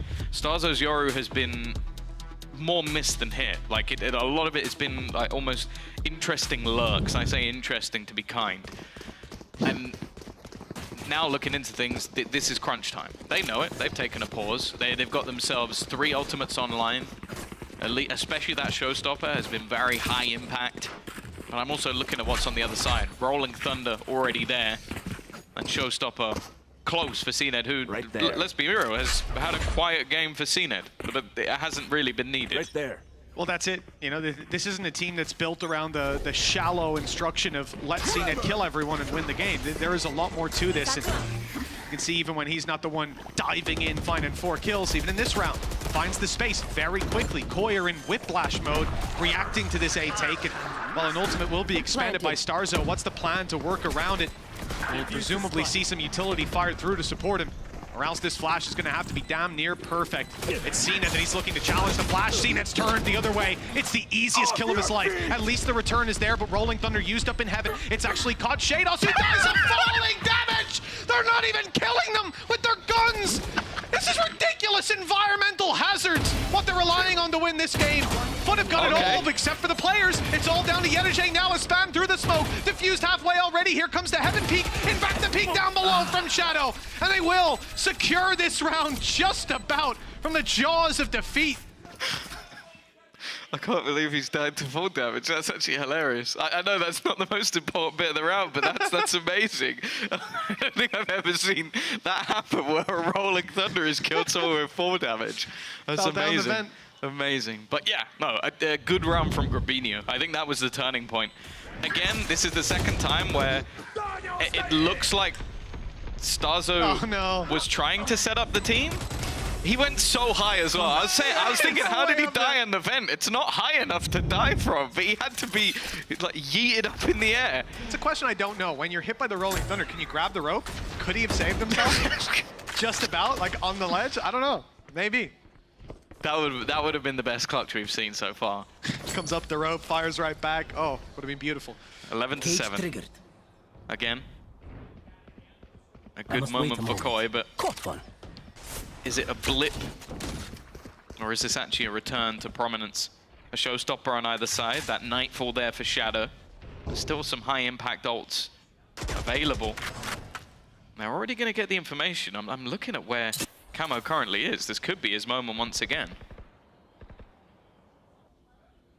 Koi are going aggressive. Straight up in the waiting hands of Yedajay and Cena at the first found. Showstopper. Oh, he waits. The patience. Grabinho tried to play him. But instead, Foot have found themselves an A site. Free as can be. Heaven is completely abandoned. Camo goes to step up, but he's not going to be here in time with the smoke blocking him off. At least the nade goes through. Look at that little gap. Tiny gap to fire right back in. It almost works to Camo's favor, but Mr. Fallen puts him down. Yeah, now they get the save. Cena's still watching. He talked about diving in and getting 4Ks while he's one away. Heaven wrap. Well, Krax is a little bit too quick on the trigger. It was just a blip again on the Foot radar as they go straight back. I think that's a website you use. 5-round gap, Tom. Impressive stuff from Foot. I think they've come into this stage firing on all cylinders. I heard some talk backstage, some people, it was Uri from the Spanish broadcast, were saying that Foot International, then they come back to the EMEA, they should be slow. That's what happened in stage 1, right after Madrid. The teams that came back, they weren't on form. Koi, famous for making good use of the downtime. And so at this point, it seemed like it was all lined up in Uri from the Spanish broadcast's head. I want to make that clear. No one else had that opinion. I bet he's feeling great right now. I bet Foot are too. One more round, 5 chances to close it out. Weaknesses, I mean a Stinger, a Spectre, a Guardian for Koi. Some ultimates, Showstopper, Viper's Pit that could turn the tide. But already. Oh. Okay, good night. Where did... Wait, did... Starzo was next to him and TP'd away. He's out? Yeah, he left. It seems a bit harsh. I thought he would have stayed there and tried to defend his teammate. I guess they wanted to try and play that one as a retake instead. Nightfall thrown through. And we'll give the information on to Cena. Camo's now going to lead the way, but already Cena, he can't hear. He's got lower health, and he's still going to kill everyone anyway. It makes absolutely no difference. In fact, he's looking to try and get the ace. It will be stolen away after he falls for a 13-7 victory after losing both pistols. It might not look the cleanest, but it was. Yeah, you know, this 13-7 scoreline, 2 pistols for Koi. The last 2 rounds off individual brilliance as well. This definitely was not the map pick that they were looking for. And now, Tom, we move on to Lotus, a map we haven't seen them play. This is dire straits for the side of Koi, but Foot are looking unbelievable. Let's see if they can keep up that momentum on map 2 after the break.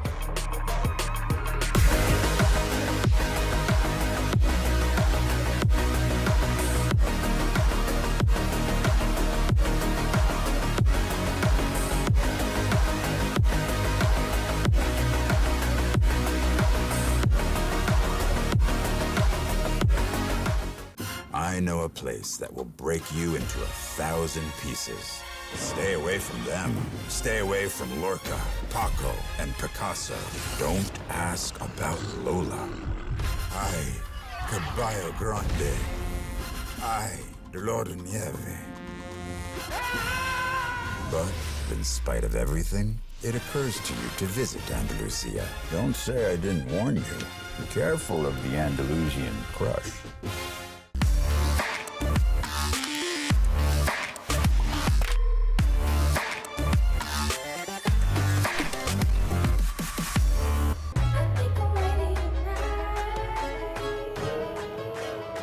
Hey guys, it's Jimmy Lin. In this series, I'm going to walk you through Attack on Pearl. Watch out for the stairs, clear this angle. You're going to be able to fight this.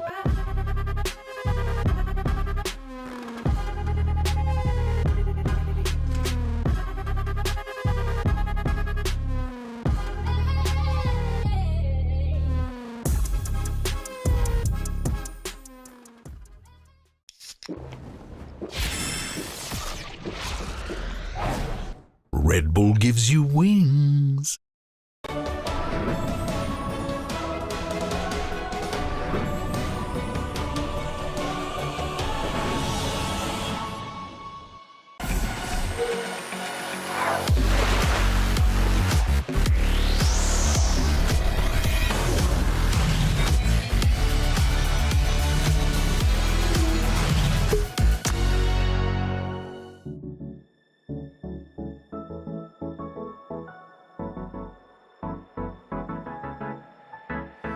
Let's do something crazy, get a bit wild today, 'cause we don't do this every day and we deserve it. Life is so amazing, nothing is in our way.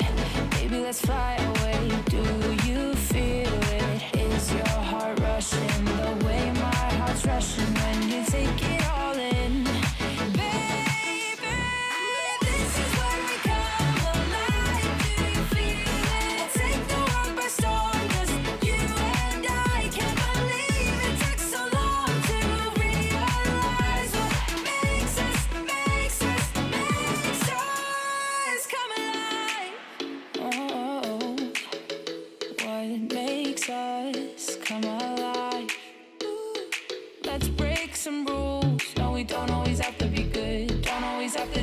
We should, we'll feed the fire. Let's see it through and let go of what's holding us back. Just light it up and we'll burn through the past and take it higher. Is your heart rushing the way my heart's rushing when you take it all in? Baby, this is when we come alive. Do you feel it? Take the world by storm, just you and I. You and I can't believe it took so long to realize. This is when we come alive. Do you feel it?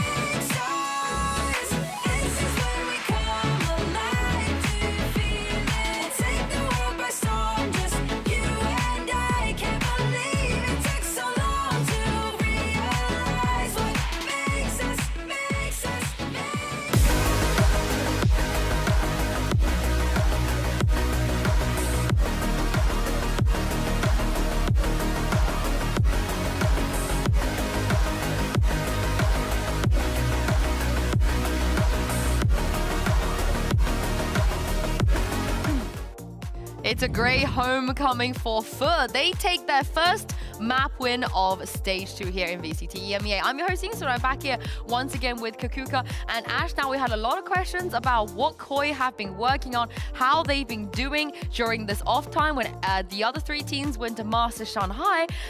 And I'm a tiny bit disappointed. How are you guys feeling? I'm coping with the fact that maybe they were working on Lotus because they weren't really working on Split. I mean, they did pick Split, you know? So I think that probably there was some preparation and thought into how Foot used to play this map, and many of the things were the same, right? Like CNET even on the defense was that spearhead, and he was being extra aggressive.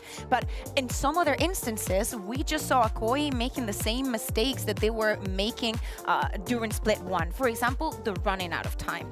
I have to say, it was only 1 round, but it did happen. I like to see the growth in the fact that it didn't happen constantly of them running out of ideas. But if we take a look at round number 4, we saw that Shadow was, mostly in the back, just as an initiator, just using that utility to try and bait many things. But after Shadow dies, we see how Koi tries to take the space and how to work with their own Viper wall, and they're not achieving a lot. Also because of the good escalation that Foot is doing with the utility time after time.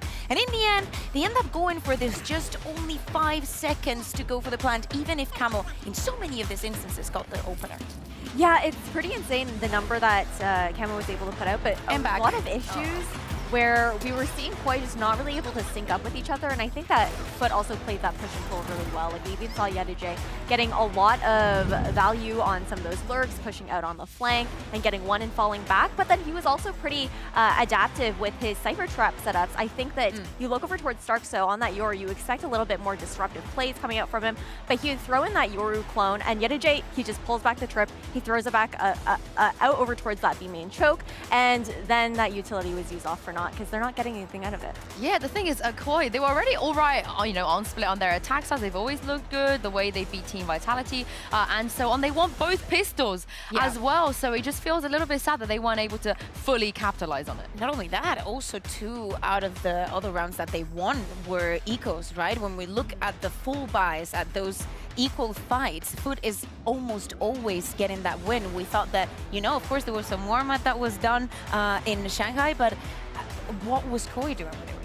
Yeah, I mean, they have an opportunity. They're down but not out just yet. And speaking of warm-up, here is CNED in the AIM Labs warm-up. A huge congratulations to him, by the way, because that was his first win on Split as Raze. We've seen him win there as Chamber, as Jet, as Reina as well. But Ash, he's evolving. He's doing so well. And we heard that from Yedijay. If Gaius wants to change the comp, Gaius is going to change the comp, but it doesn't phase CNED. It doesn't phase him. I mean, we saw even during kickoff, I think CNED was the one who was swapping up his agent quite frequently, depending on which duelist. We saw him on the Raze, we saw him on the Neon. It was pretty, I think, surprising to see that swap because Krax had been so good on that Raze previously, and we had some questions about how that Gecko was even going to fall into this composition, but it worked out really well with how we saw that Dizzy utilization, and the fact that you have the refresh on that utility made a really big difference. And now moving on to Lotus and talking about CNET, is he going to stay on that Jet? We know that from the next week onwards, we're going to have the Neon buff. Maybe, him swapping over to the Raze. We're seeing a little bit of what he wants to do for the rest of the split. And Koi, they've never played Lotus before with this roster, so this agent select is a very exciting one. Well, they're ahead of the Neon buff. Here we go. Yeah, I mean, it makes a lot of sense that they want to go for something crazy. I think that Camo was super electric, and now that they're starting on the attack the same way as they did on Split, he was the spearhead for them. Say most of the times when they managed to get those kills, and actually he was shining. I think that Starso, on the other hand, even though his utility was good, the impact that he was having on Foot wasn't enough. It really wasn't, and again, this is a team that went to Shanghai. We made it over towards playoffs and fought really hard in that lower bracket to try and take it all the way. Of course, they ended up falling, but you have to keep in mind just the difference in experience between these 2 teams and the level of skill that we've seen from them. There's a reason why Foot was the best team this past stage. And as I said, starting on the attack, if you want to turn things around, if you want to come in with the surprise, remember every single map, every single match from Movistar Koi matters more than ever. Yeah, it does indeed. They have to win here if they want a chance to make playoffs and champs as well. Mitch and Tom, have fun with this one. Thank you so much, Yinsu, Kukuka, and Ash. It's time to dive into this one. And Tom, a first look at Koi coming into this map. Their composition, let's say Starzo struggled on that Yoru in the previous map, but Split is much more linear. It's much harder to make that Yoru work. We always say that. Here on Lotus, though, some opportunities for them to bounce back, perhaps. You don't look very confident in that. Maybe. My mic was working. I was just a bit stunned. I wasn't expecting the comp that we've got, the Neon Yoru. It's not something that I feel like I've seen before. Maybe someone could jog my memory if that is the case. It's a bold choice. I'll put it that way. But you know what? When you are in a position with your back up against the wall, sometimes you have to do something risky. They knew what they were coming up against today. I think it would have been crazy if the Foot Lotus comp changed after they beat teams like Fnatic over in Shanghai. So clearly this is their attempt at a counter. We'll see how well prepped this composition is. I like the idea of Camo on Neon though. Like him having that sort of burst into the site was already fantastic on the last map. Yeah, some good potential. Remember, it's not the Neon that you fear in your ranked games just yet. That's coming. Not this week. For now, Camo's going to have to do it without sliding in and firing at their heads, but Shados is there to back him up. Yedajay already down. Mr. Fallen does well to recover, but 5 HP left. Bit of damage done either way, and it's all to play for on the A site. Still some players left elsewhere. In fact, it was just Starzo further back outside, and he is being dropped. The players now sectioned into the A site from the side of Koi and Foot. Well, they're about to have a big battle on their hands, dodging the paranoia. Krax gets one and tucked in the corner. Oh, Camo's lucky to check it. That could have fallen apart. Back to a 2v2. HP is the big difference here, but nobody's one shot to that Sheriff just yet. Spike planted. Spike in their favor, the double peek. Not bad, and now left all onto CNED. Waiting to see if the peek will come out from Shados. Patiently waiting is Camo. And there isn't a swing. He's expecting there to be one, expecting the trade to come through, but Shados has dedicated himself to the little corner, and then they'll pick this one together. 3 for 3 in terms of pistols now for Koi. They've definitely got those down to a T. Well, yeah, it's a good percentage of the rounds that they found so far. Not even the follow-ups, just the pistols alone. And add to that, they haven't been doing too bad in those second rounds. A good start. The thing I like about this as well, Tom, is that we talk about the counters on map 1, but when it comes to Lotus, Foot would have been a little silly to not pick it with it being left through, and Koi must have known that. Like, you basically get 2 picks coming in a way. The only downside being that Lotus is obviously not going to be that weak for Foot, and for Koi, this is their first chance to really test things in an official. So, like you said, it's a ballsy play, but I like it. And the shot connected on the Starzo off rip. There's no chance they're going to fall for that decoy.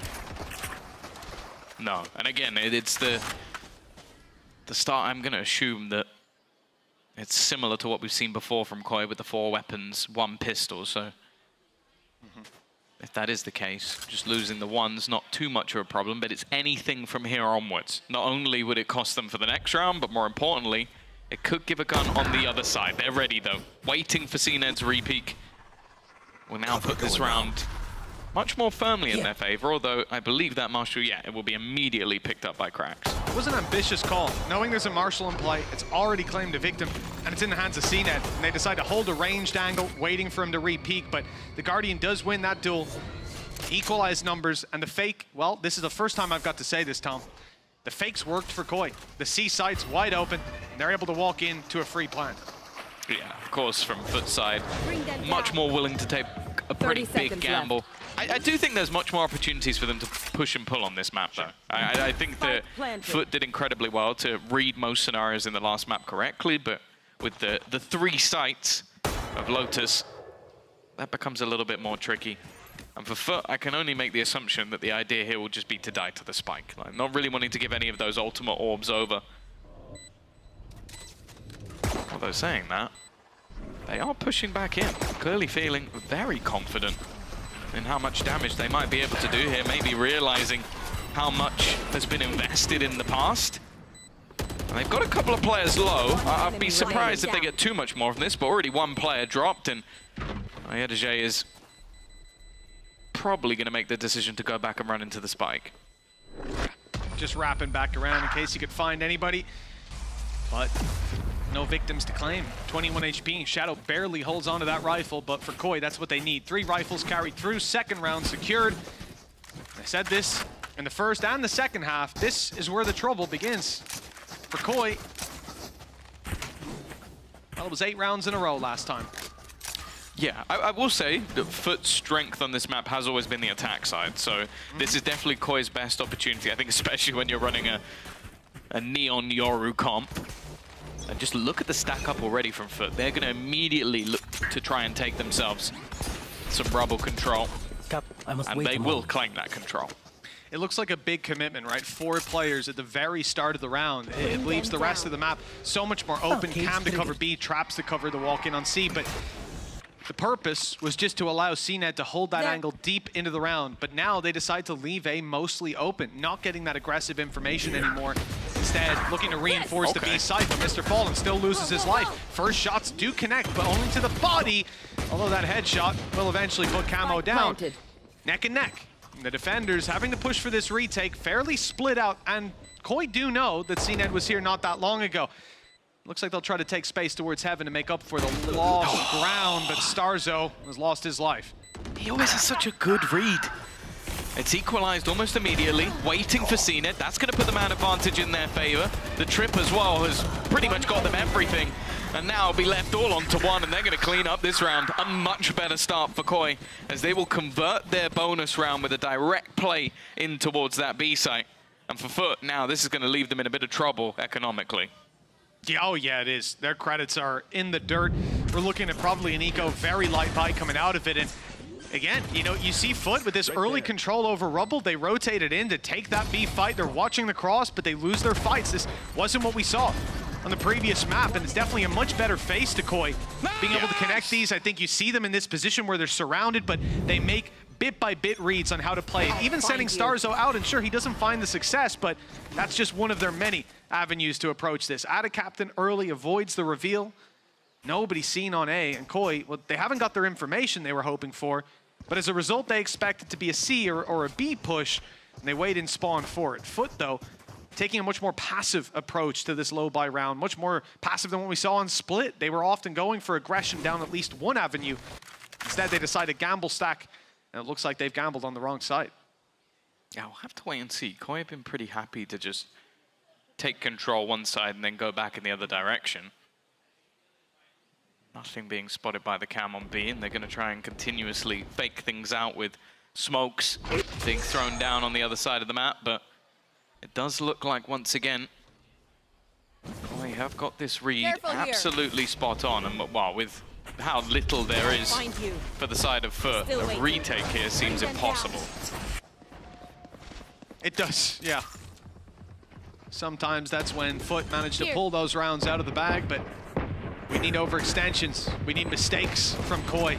And their setup, even if they want to get aggressive, paranoia in the hands of Grabinho, waiting for contact, for someone to be close enough to take that fight. It will instead be saved for the eventual retake attempt out of Foot. So much utility that they're going to be running into. Weaponry disadvantages are stacking up. The time running down bit by bit. Direct counter to the flash. The paranoia comes in perfectly timed.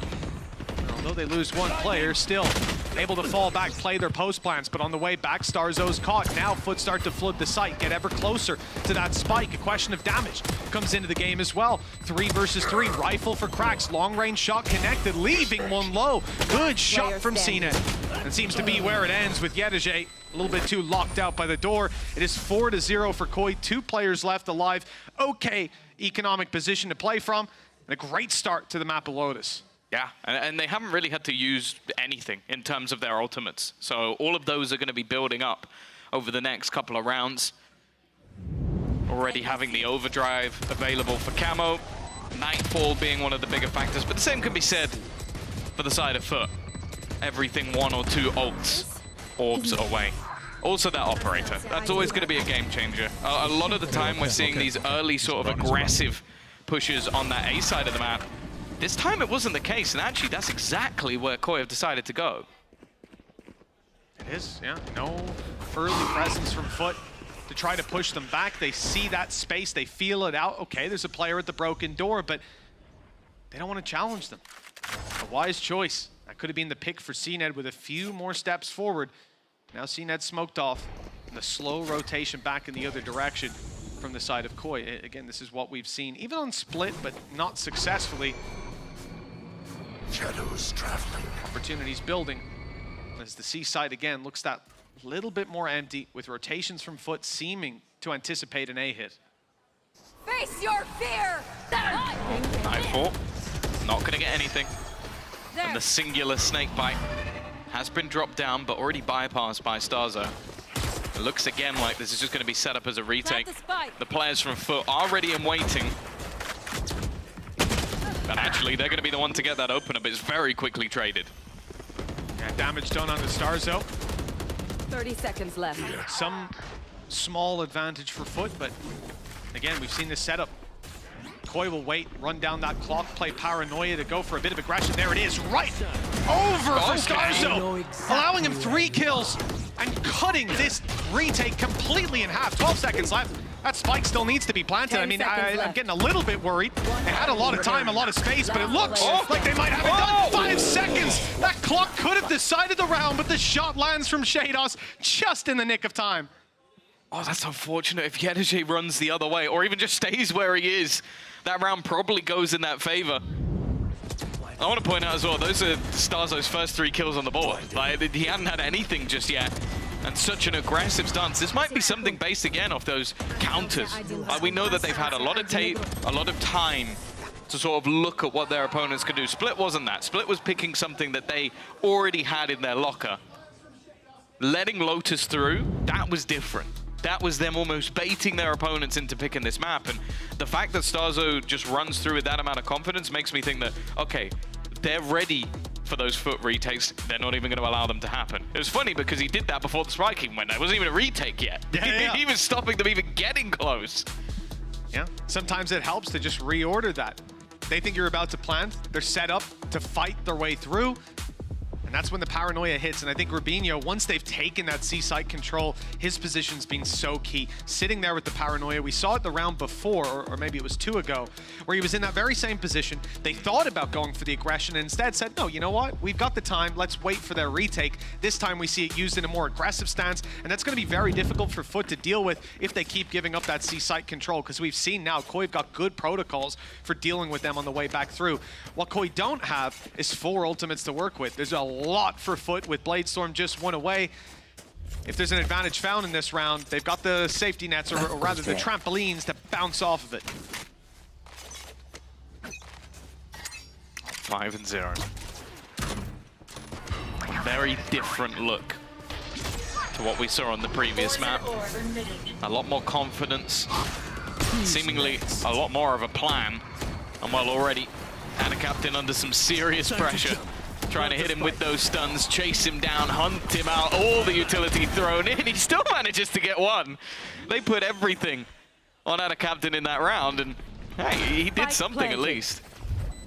Bladestorm acquired for CNED, Rolling Thunder put through. Like I said, this is a round that they want, that they can rely on those ultimates to give them the advantage in. And the shot fired by Yedeje lands on Grabinho. Numbers thinning out, and Starzo's only good for 1. It has to be Shados. And although he finds the diffuser, there's plenty more for Foot to fall back on. There's the round found, and a disruption to the win streak with a pay-safe card, Thrifty. Yeah, a big round for them to take away.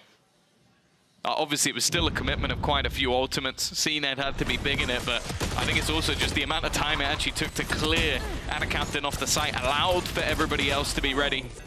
It's also going to be a little bit frustrating, because I feel like, even going back to the last map, I can't think of a successful round where that dimensional drift has been used. And the way they used it in this round was fine. I want to say in the last map, I was a bit triggered just by the fact that he was always alone. But this time they had stuns, clear plans, ideas.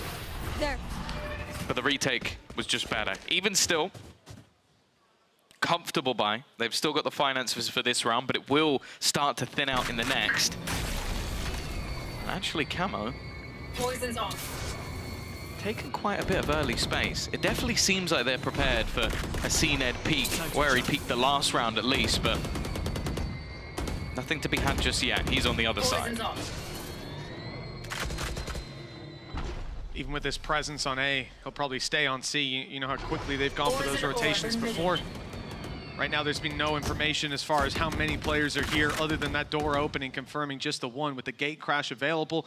You never know if that's the lurking Yoru. Starzo's done this a number of rounds, and the only difference here is that Grabinho is supporting him this time with an ult of his own to get out. Gate crash used only as a fake this time. It wasn't in the best of positions either, so he's going to just put out another one, so it's a much quicker rotation that he can play, now going deeper. Starzo looks for that control. His team are deciding when they'll go for that peak, and finally, after a minute and a half sitting still, CNED gets his reward. Set up for another, and that shot lands too. That will deal with the C push, and now what was perhaps a lurk on A turns into the main plan of action. Well, yeah, I think it was always the plan to go in this direction. The spike is deep, but I think now just realizing that there's no way there'll be no players on this site anymore. They needed the kill onto CNED, and I think it's a much better decision to just save. I think the thing I want to see more from Koi, and again, similarly to Split, I want to see Starzo more with the main push. I feel like a lot of what makes these compositions so successful is that double dive Yoru +1. It could be a Raze, it could be a Jet. In this case, it's a Neon. It feels like he's always somewhere else trying to sell in the minds of Foot. Like, okay, we're going this way, we're going this way. It hasn't worked. So try something else. I think like when he's been with the squad, think about the round that they won where he gets that 3K. That is because he is in the heart of the take. That's where I want him to be. That's where I think he's going to have the most impact. Now, they're still going to scrape a buy, mainly because of those 3 save guns. Otherwise, it definitely wouldn't have been the case. And again, we're going to see the same take just to get control. But just like in the last round, Foot have gone all the way aggressive on C and then just left and sat back over on A. Careful here. Bit of a difference with Shadow sneaking his way through B this time. Might not be expected. And in fact, the aggression from Yedige is just now coming in. Big push on the A site. That's when your flank wants to go and make that lurk play. But Yedige ends up finding Shados. Now the B site's been spotted to be that bit more open. No more Cypher utility, and the B player pushed. You know there's not going to be someone holding his back. Why would they? So these players are locked out on the side of Foot. It would be an aggressive play to go for. And in fact, Camo's the one with the aggression, going straight into CNED. Gets his one and backs right out. The op is ready, but look at Grabinho's second lurker catching that impact. Just an irritation. That's now leaving it into a 4v3 retake. It's definitely not going to be easy. Already, Shados will drop another, and CNED's operator is the only thing that's hit a shot this whole round, and you can see they don't want to allow him to keep it. If they can find this extra kill, it will make the next round maybe a little bit easier, although the finances of Foot are in a pretty good position right now. Shadow lurking. He's not going to get anything. He will meet the same fate as anybody else who's faced off against this operator this round. And see that even looking for a little bit more. He should be allowed. No, never mind. Grabinho's going to get him right at the end. It cost a few Koi players their lives, but they're still able to get a buy together. Only difference is it hasn't removed that op from the side of Foot, just draining their resources a little bit more. I like this idea from Koi.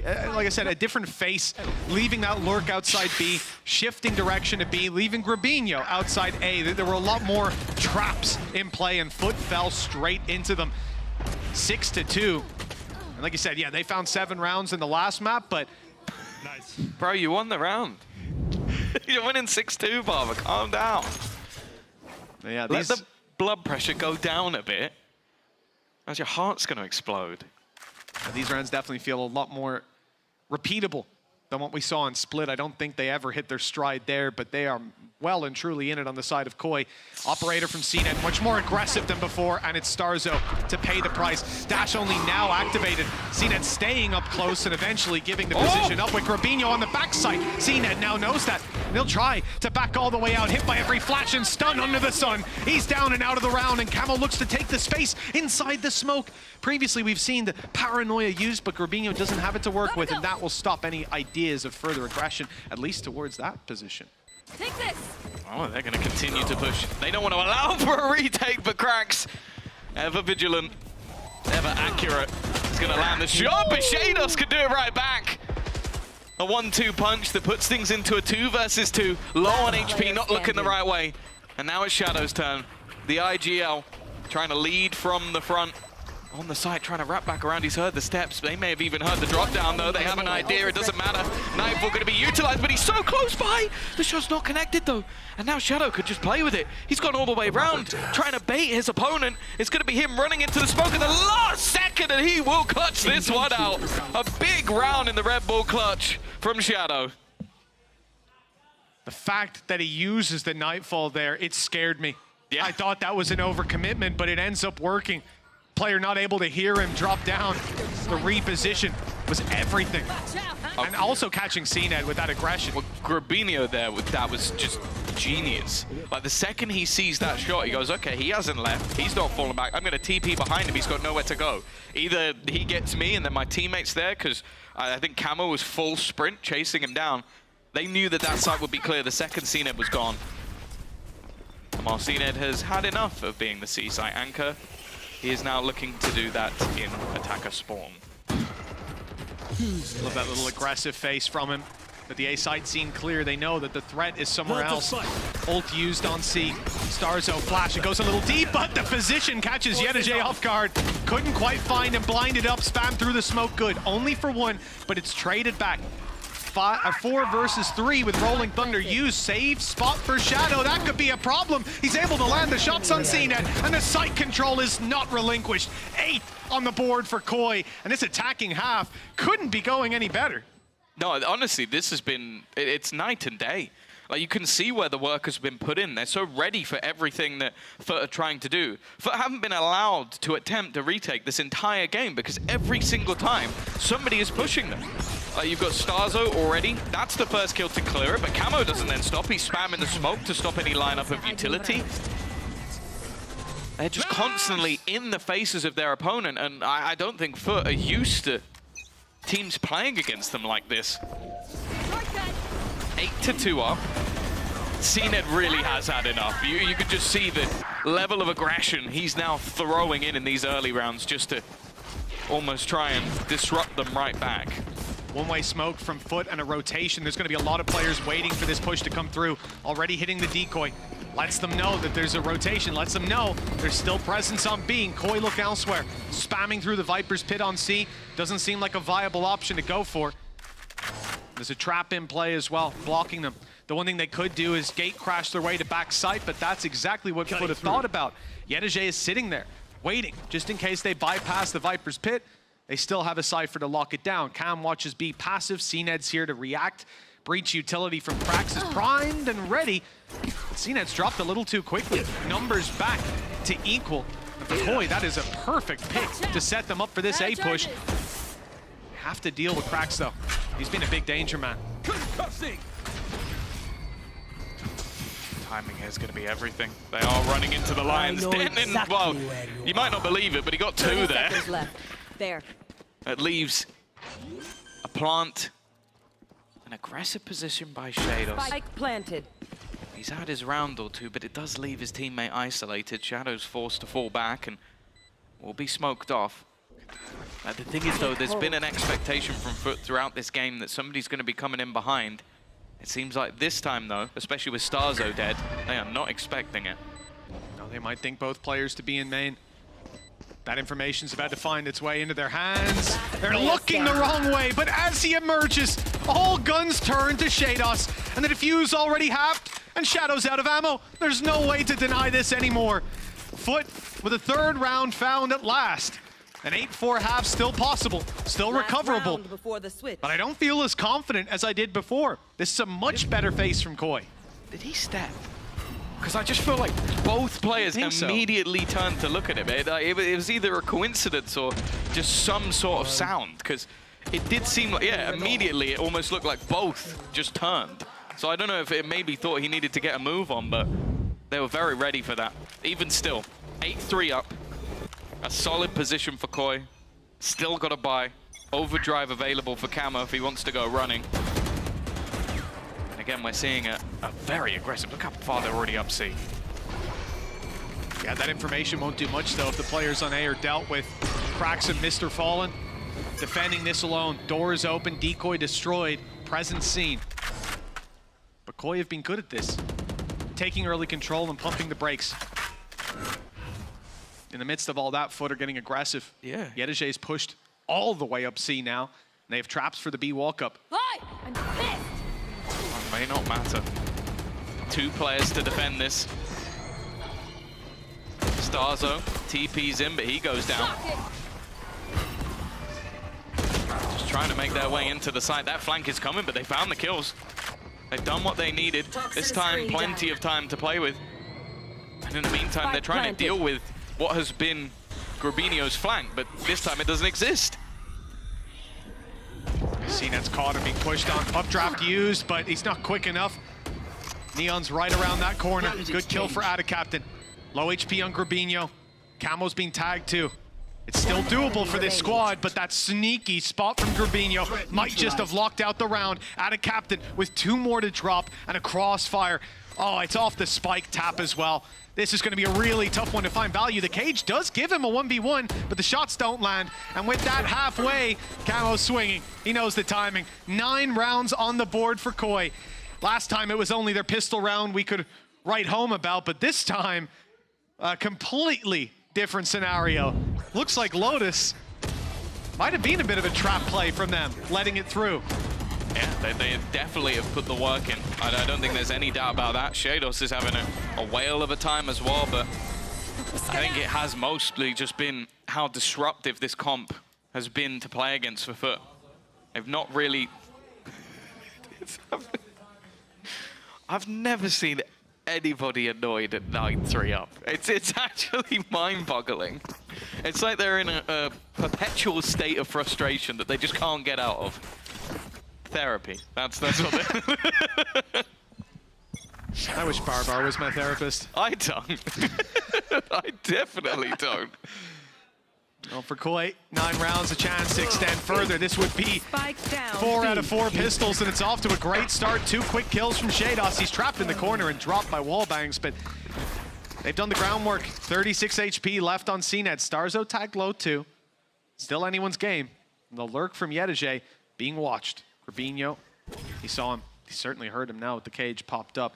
The rest of the squad on their way, but Starzo's watching the cross alongside him. Spawn being spotted by Camo. Seems like Koi are covering all their bases. Yeah, they're just playing this one as a retake. I like the decision. Like Grubinio could have stayed, tried to hold the ground, but much more happy to play as a unit. Definitely still wary that there's some presence on C though, because it's only just the rotation of Shadow starting. And bear in mind, he does have a fair bit of the utility that they have left to play with. I'd be a bit surprised if they go in before he's there, but Camo is having a look. Here comes the crunch. A few more shots have landed, some players low. Camo 70 on his way around, catches them stunned, good for 1. Fights back, seemed to be going well, but Yedijay, his position known, the reload heard and the spike not planted for him. He has to cross, and they know that. With Shadow holding it, there was no way to stop the defuse. Rubinho was even throwing out a few punches as well. 10 rounds now, 4 pistols in this series. It has been a strong suit for Koi, to say the least. Oh, for sure. And yeah, this map has been fantastic from them. Their attack side from the get-go, I think maybe an issue here or there with just being caught out by CNET, but very quickly adapted to it. And yeah, getting off to the strong starts that they've had is definitely going to make things what seems like... Oh, I wonder what he said. I got muted there. Important, bro. Oh my God. But it is. To win this map, not only to take the map, of course, to keep the series alive for Koi, but to do so dominantly, it sends a message to Foot, and that message is being received. It's also the fact, I think they know as well as we do that the attack sides of where Foot have been so much better. Like, and Koi have been a team before that have let very big leads, 11-3 leads slip. So look at the it's score. understandable that they want to make sure that they get those early rounds. Now that's a good start. Mr. Fallen could get 1, but it is going to be traded out. Starzo's taken quite a bit of damage, and actually, because of that, they're going to go pushing. Waiting on the other side. That's another freebie. Nice work from Shados at least. His aim's been crispy, and Camo's there to trade things back. It is CNED. 1 shield remaining. Who knows what difference that could make? 2. 2, in fact. That's double. He's feeling comfy, but with 2 guns up against him, those shields don't last too long. 11 to 3, a position you just can't imagine Koi losing from. But I can remember it. Yeah, it's not happening again. I believe in them. Koi timeout? Oh, they haven't gone for it this time. It is round 3, though. As we said, this is where the pendulum swung the other direction last time for 8 rounds in a row for Foot. They looked incredible in half number 1 of Split. And this is their attacking side here on Lotus. If they're going to make it happen, well, it is now or never. Well, now or sunset. Oh, Camo's looking to get aggressive again. Oh, timing almost worked out for them, but no. Cracks was defending. And Stars is just going to opt to take the gun and leave, wanting to keep something into this round. Obviously, taking quite a lot of damage in the last meant that the bonus is not going to be the best of them. But also, they've got rounds to play with. They can go into the next one with a 4-buy. There wasn't really a need to take a big risk. But though, being very meticulous. And they know, in these sort of rounds, you're going to get aggressive plays. Of course. Also some passive ones, but even that's spotted. Starzo thought he was wise, tucked in the corner. Quickly loses his life. 2 pistols left to fight their way back in, and just take a look at where those other rifles are dropped. Not exactly retrievable. Plant should be coming any moment for Foot. It will be given to CNED. Of course, if you take a look at the ult orbs, he's just 2 away from having a Blade Storm, and might be thinking, why don't they give it to Yedajay? It might be the right call. Blade Storm could be online. And for Foot, all they have to do now, drop that rifle from Shados and deal with the pistols. Seems to be an easy task. Koi have pulled a couple good rounds out of the bag. Oh, well, that's Shados gone. Down to the pistols. They will quickly be dispatched. Yeah, 1 more kill for CNED. That Blade Storm would be available. It seems like he's not really in the need to risk it, especially when you consider where the orbs are on this map. If he really wanted it, he could definitely go and find one. And Andaluthia flawless for Foot. We'll put them back onto the board, but this is one hell of an uphill battle that they need to go through. It really is, because Koi can just save up when it comes to credits, when it comes to ults. All they have to do is dump everything they've got into a round, and your chances of closing this go way up. The problem is always going to be if Foot do gain that momentum. Now they're on the attack side, they get to set the pace of the rounds, and that is where they absolutely thrive. With rifles in play for both squads, still a chance for Koi to fight back, what you'd expect. They won the pistol, they won the follow-up, and they lose their bonus. Here's their chance. Oh, nice early aggression as well. Oh, well, you know what, Mr. I think Koi did well to find that kill. Mr. Fallen, I mean, he just sprayed back through his smoke, caught ahead. And now the pressure put onto Shados. Best player in the server so far. Has a couple of trips to play with, although I feel like that should be expected again. We've seen them play through these smokes quite a lot. In fact, they're even being spammed by Foot. The expectation is there's going to be someone around this angle, but for now at least, that after plant is going to go through with no problems. Very late flank coming in from Gravino. There's a cam watching for it though. It'll be popping up here and there. Smoke used. Blocking out an angle. This is wise. They might not think he's here. And if Yedajay doesn't open cam, serious opportunity for that flank to find value. Waits for the timing as his teammates distract. Cause all the eyes to be looking forward. Paranoia comes in. That might give it away. It should, in fact, but Gravino still gets 1. Fortunately, he's the last man left. And they most certainly know where he is now. The Shrouded Step doesn't shroud it that much. He's out of here. Saving the rifle for the next round. Foot on their way back through. 11-5, but a long road ahead of them. Yeah, it's still going to have to be a crazy streak, and of course we're going to see adaptations, changes from Koi. But as I said, they have to be careful, because just as they managed to get things rolling on their attack side, we know for a fact that Foot can do this. 9 attack rounds versus Fnatic, 8 when they play versus FPX. 1 enemy remaining. Yeah. They've always been stellar at the attack, on any map, but especially on this one. I'm out of here. This won't be Koi's round to fight back. They did save that rifle. Go, go, go. See, Gravino only invested the 400 credits, but the rest of the squad, Work good. a lot of weaknesses to play with. Some success in the early duels on A, when Mr. Fallen isn't just spamming back through his smoke. And a lot of success on C. In fact, Shados, he doesn't have a dash. This isn't a jet. There's no way out. Got the advantage, and I don't want to say threw it away, but gambled it, and that hasn't worked out, but maybe it has. It's baited them into a false sense of security. They think the site is much more open. That's Grabinho with a freebie. And he could have even followed up if only he knew how low Krax was. Already, dimensional drift. Gonna get them that extra information. I'd be blown away if Starzo tries to stick this one. 4v3, get out. Gate crash to spawn. Okay, this is fine too. They're still a little bit worried that he might be behind them. The thing is, the bigger danger now is Camo. He's rotated in. Starzo's there for support. For Foot, this is a round that is a must-win, and it is not looking like that right now. Down A. They're needing a hero while CNED's ended up in a 1v4. Might just have to try and hold on to the gun. The finances, not too bad, but Koi and their disruptive nature, their aggressive plays have caught Foot once again. 25 seconds left to try and make something happen in this round, and with the high, okay, the low setup. The high disappeared for a little bit, but it shouldn't matter. 26 HP, 13 seconds. So much still to find. Mistakes would need to be made. He's trying to bait them into the fight. Eventually, thankfully, Grabinho will put down CNED before he does too much more. You see how dangerous this guy is, though. 34 health and a chance. If those first bullets land on the head, it's all over. And with CNED, we've seen it happen many times before. But Koi have avoided it. 12-5. A remarkable recovery after that first map. Like I said, I think they were wise in a way. They've clearly prepared a lot on Lotus. And when you don't play a map and you leave it open in a veto where your opponent's comfortable on it, it's a free pick. You know it's coming. And they're ready for Foot here. 7 chances to close this out. For Koi, it's an inevitability, you would imagine. Nice shot from CNED, even stunned up. The stuns really are cosmetic. But Koi still in a 4v4. Still, that's a big scalp to take early on.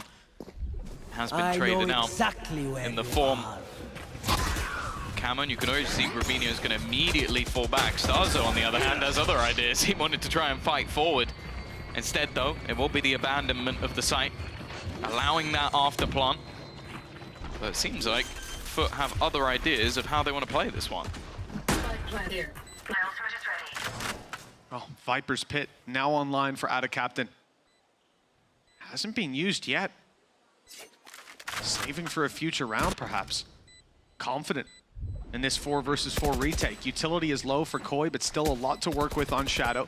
Lost their paranoia, lost Starzo's flashes too. Getting in here, it's going to be a lot of open duels. Cage to block off an angle, and that is actually used by Starzo to get a little bit closer. Stun does its work. Nice shot for Grabinho. Returned onto Shadow, but it's Mr. Fallen I was waiting for. His position on the side with Krax is perfect. And, you know, the Viper's Pit not going to be saved for a future round, which does come as somewhat of a surprise to me, Tom. But, you know, they have secured the round. Whether it's due to that or not, I know it's not. But, hey, look, better safe than sorry. That's what they say. Yeah. It's just the second he pops it. Yeah, 2 kills come they in. immediately get the kills. It's unfortunate. I guess wanted to make sure that they cleared the flanker first, expecting somebody to come through the door, but it does also look very funny. 12-6. Again, you can tell how seriously Koi are taking this with the fact that they won a round, lost 1 round, and immediately are looking to call themselves a pause. They have been in this scenario so many times, and it's got to be just something that looms over their shoulder.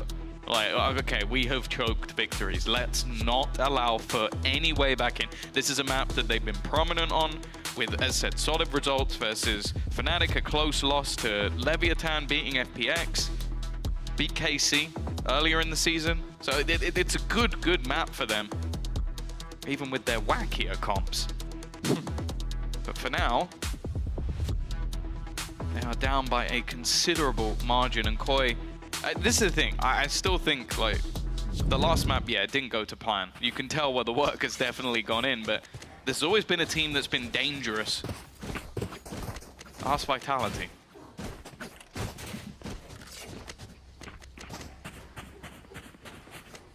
Six rounds, 6 chances.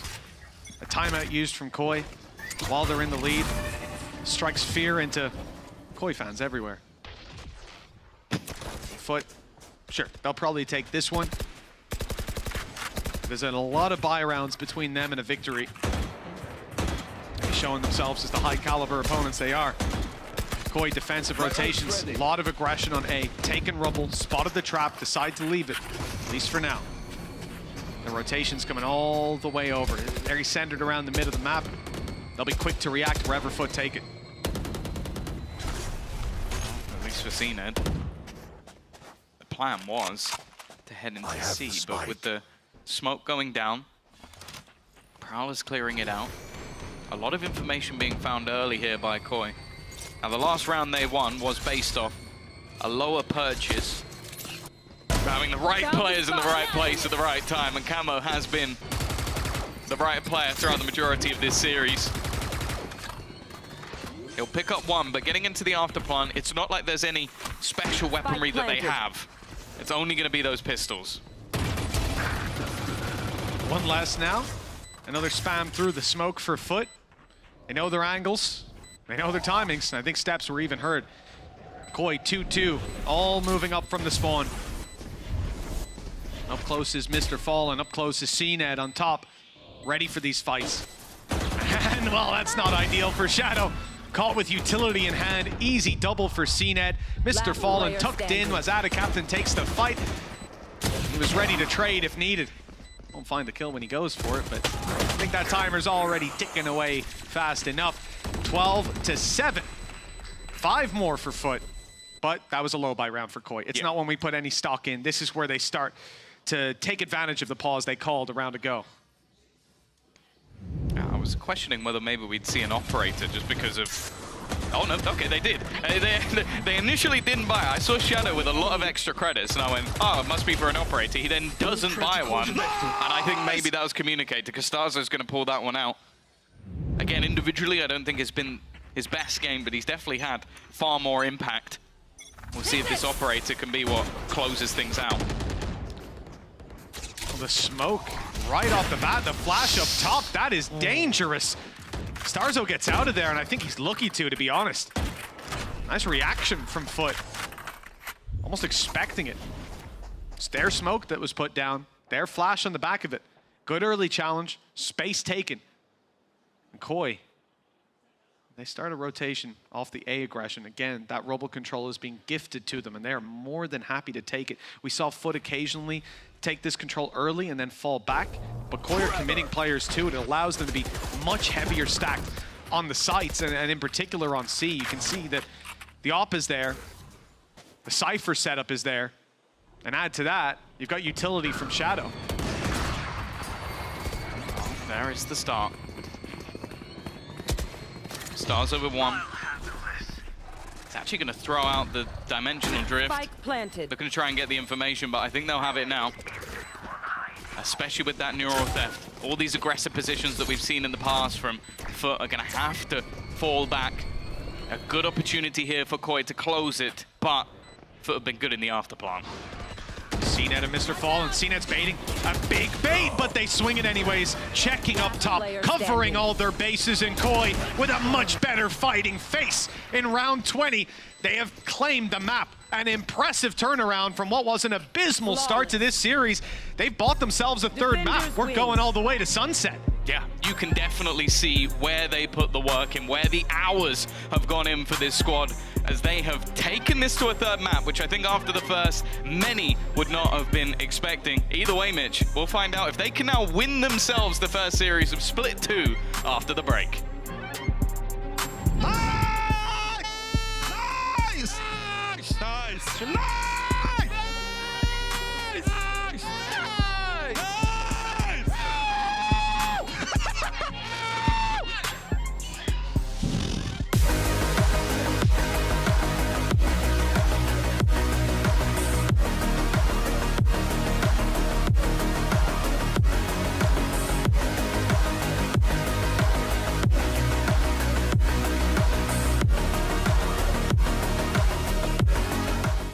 I know a place that will break you into 1,000 pieces.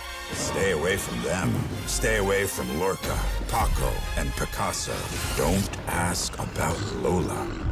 Ay, Caballo Grande. Ay, Dolor de Nieve. But in spite of everything, it occurs to you to visit Andalusia. Don't say I didn't warn you. Be careful of the Andalusian crush.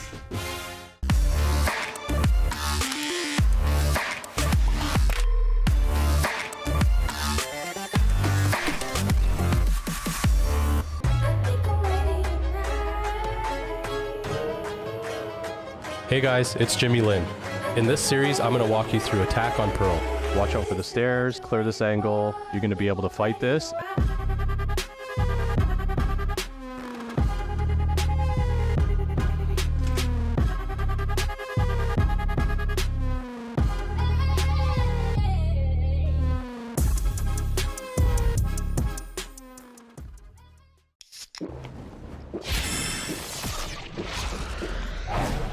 Red Bull gives you wings.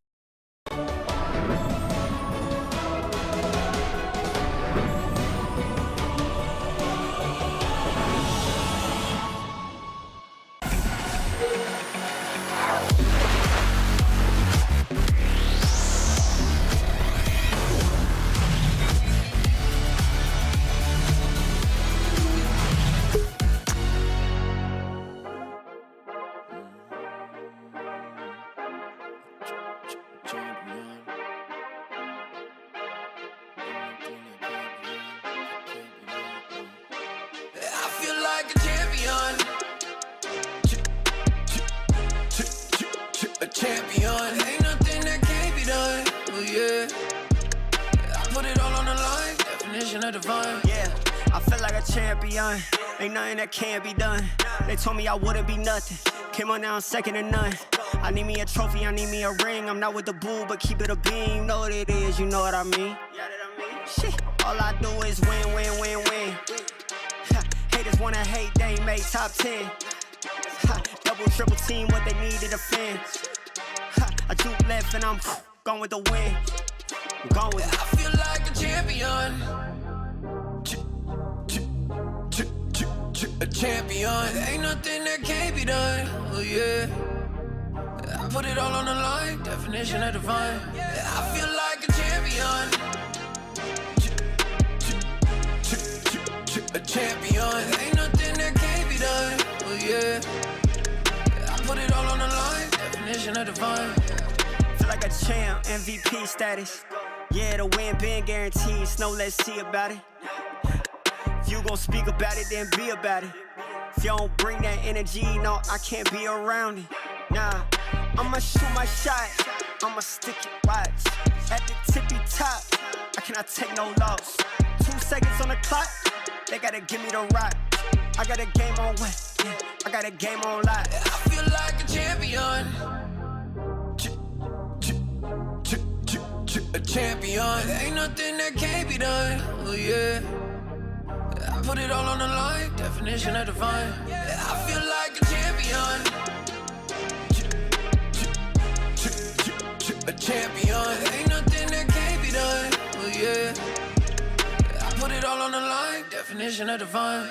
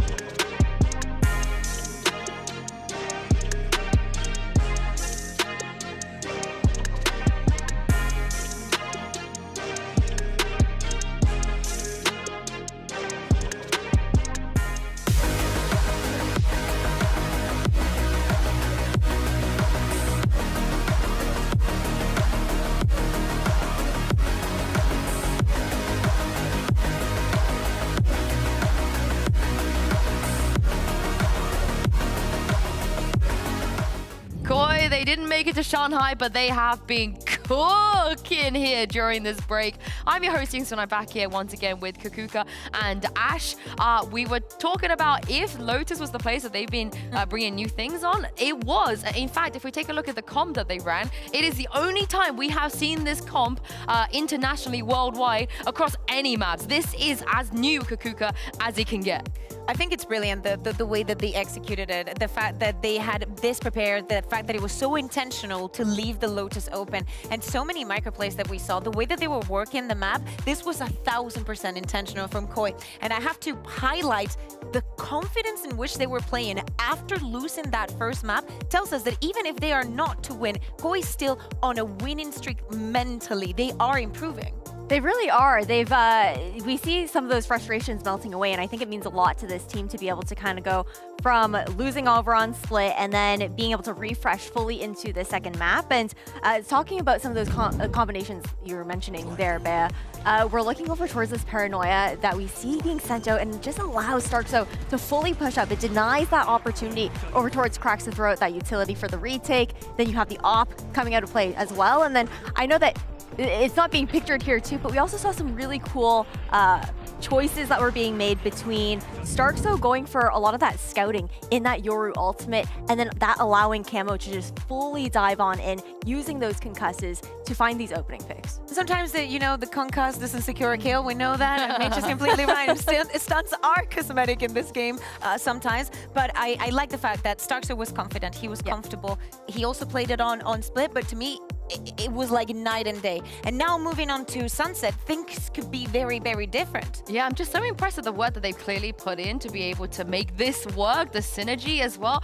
And it helps when Shados is just prime Gambit form. Shados again, just getting kills left, right, and center, openings, clutches. He's doing everything at this point, Ash. He's doing everything. I mean, I think he had, 9 2Ks across this entire map. And we saw the positioning for him as well. The fact that he wasn't afraid to push out when they were on defense. And then there's also the repositions in those post plants. It was either him or Starkso looking for that wrap back around to try and backstab the retakes there on foot. Especially with Lotus becoming such an important map, I love the fact that Koei has made this decision and invested their time into grabbing a map that they banned, that they didn't play in the entire year, being like, there's so many things out there. Let's make our own thing. Yeah, I like it a lot, especially with a Split leaving the map or playoffs. Yeah. If they make it, it doesn't matter if they're good on Split or not. They're great right now on Lotus, but let's talk about... Are you a believer now? I'm a super believer. I had the stonks up as well. I was with you guys on the stonks up.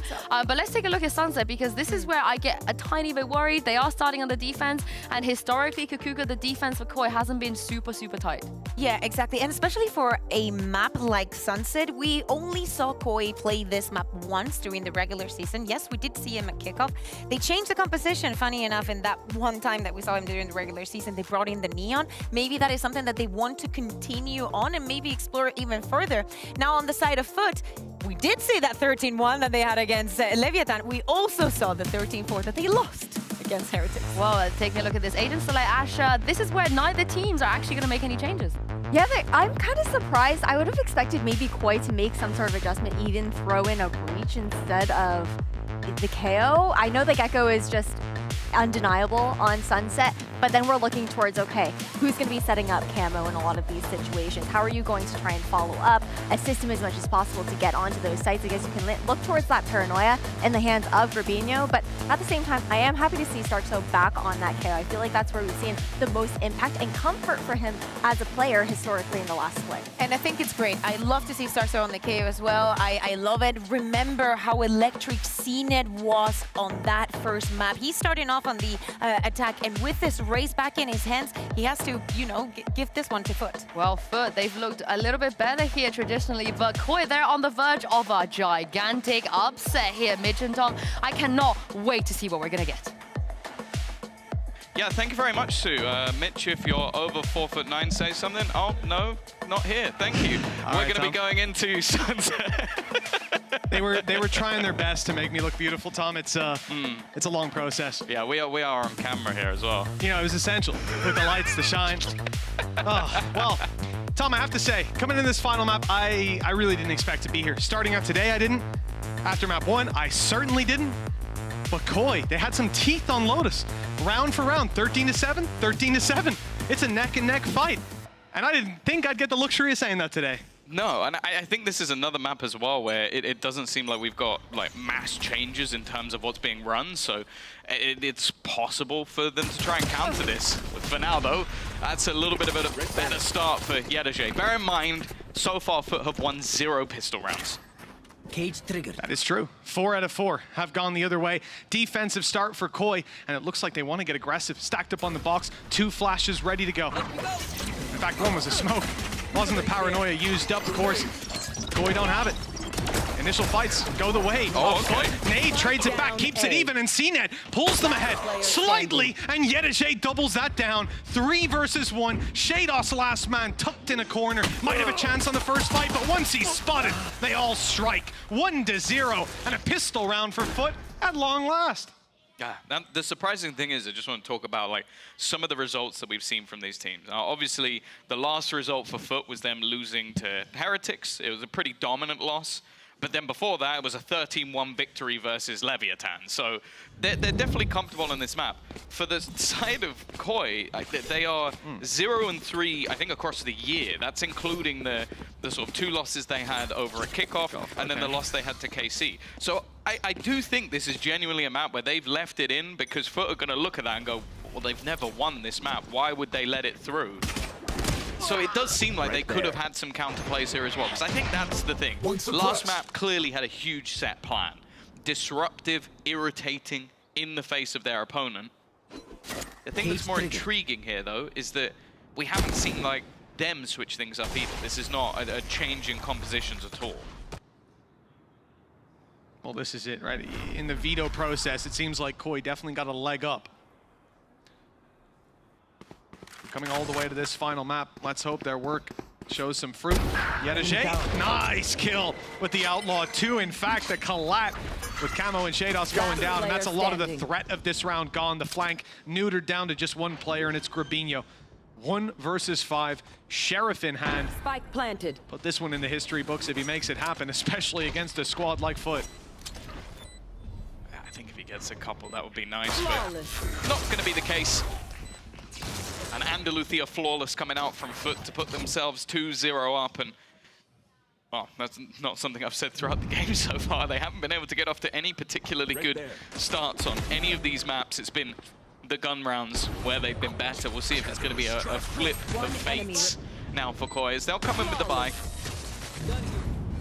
And as it was mentioned on the desk, a lot of what this composition is going to rely around is setting up Camo. And on this defensive side, it's always going to be a little bit more difficult.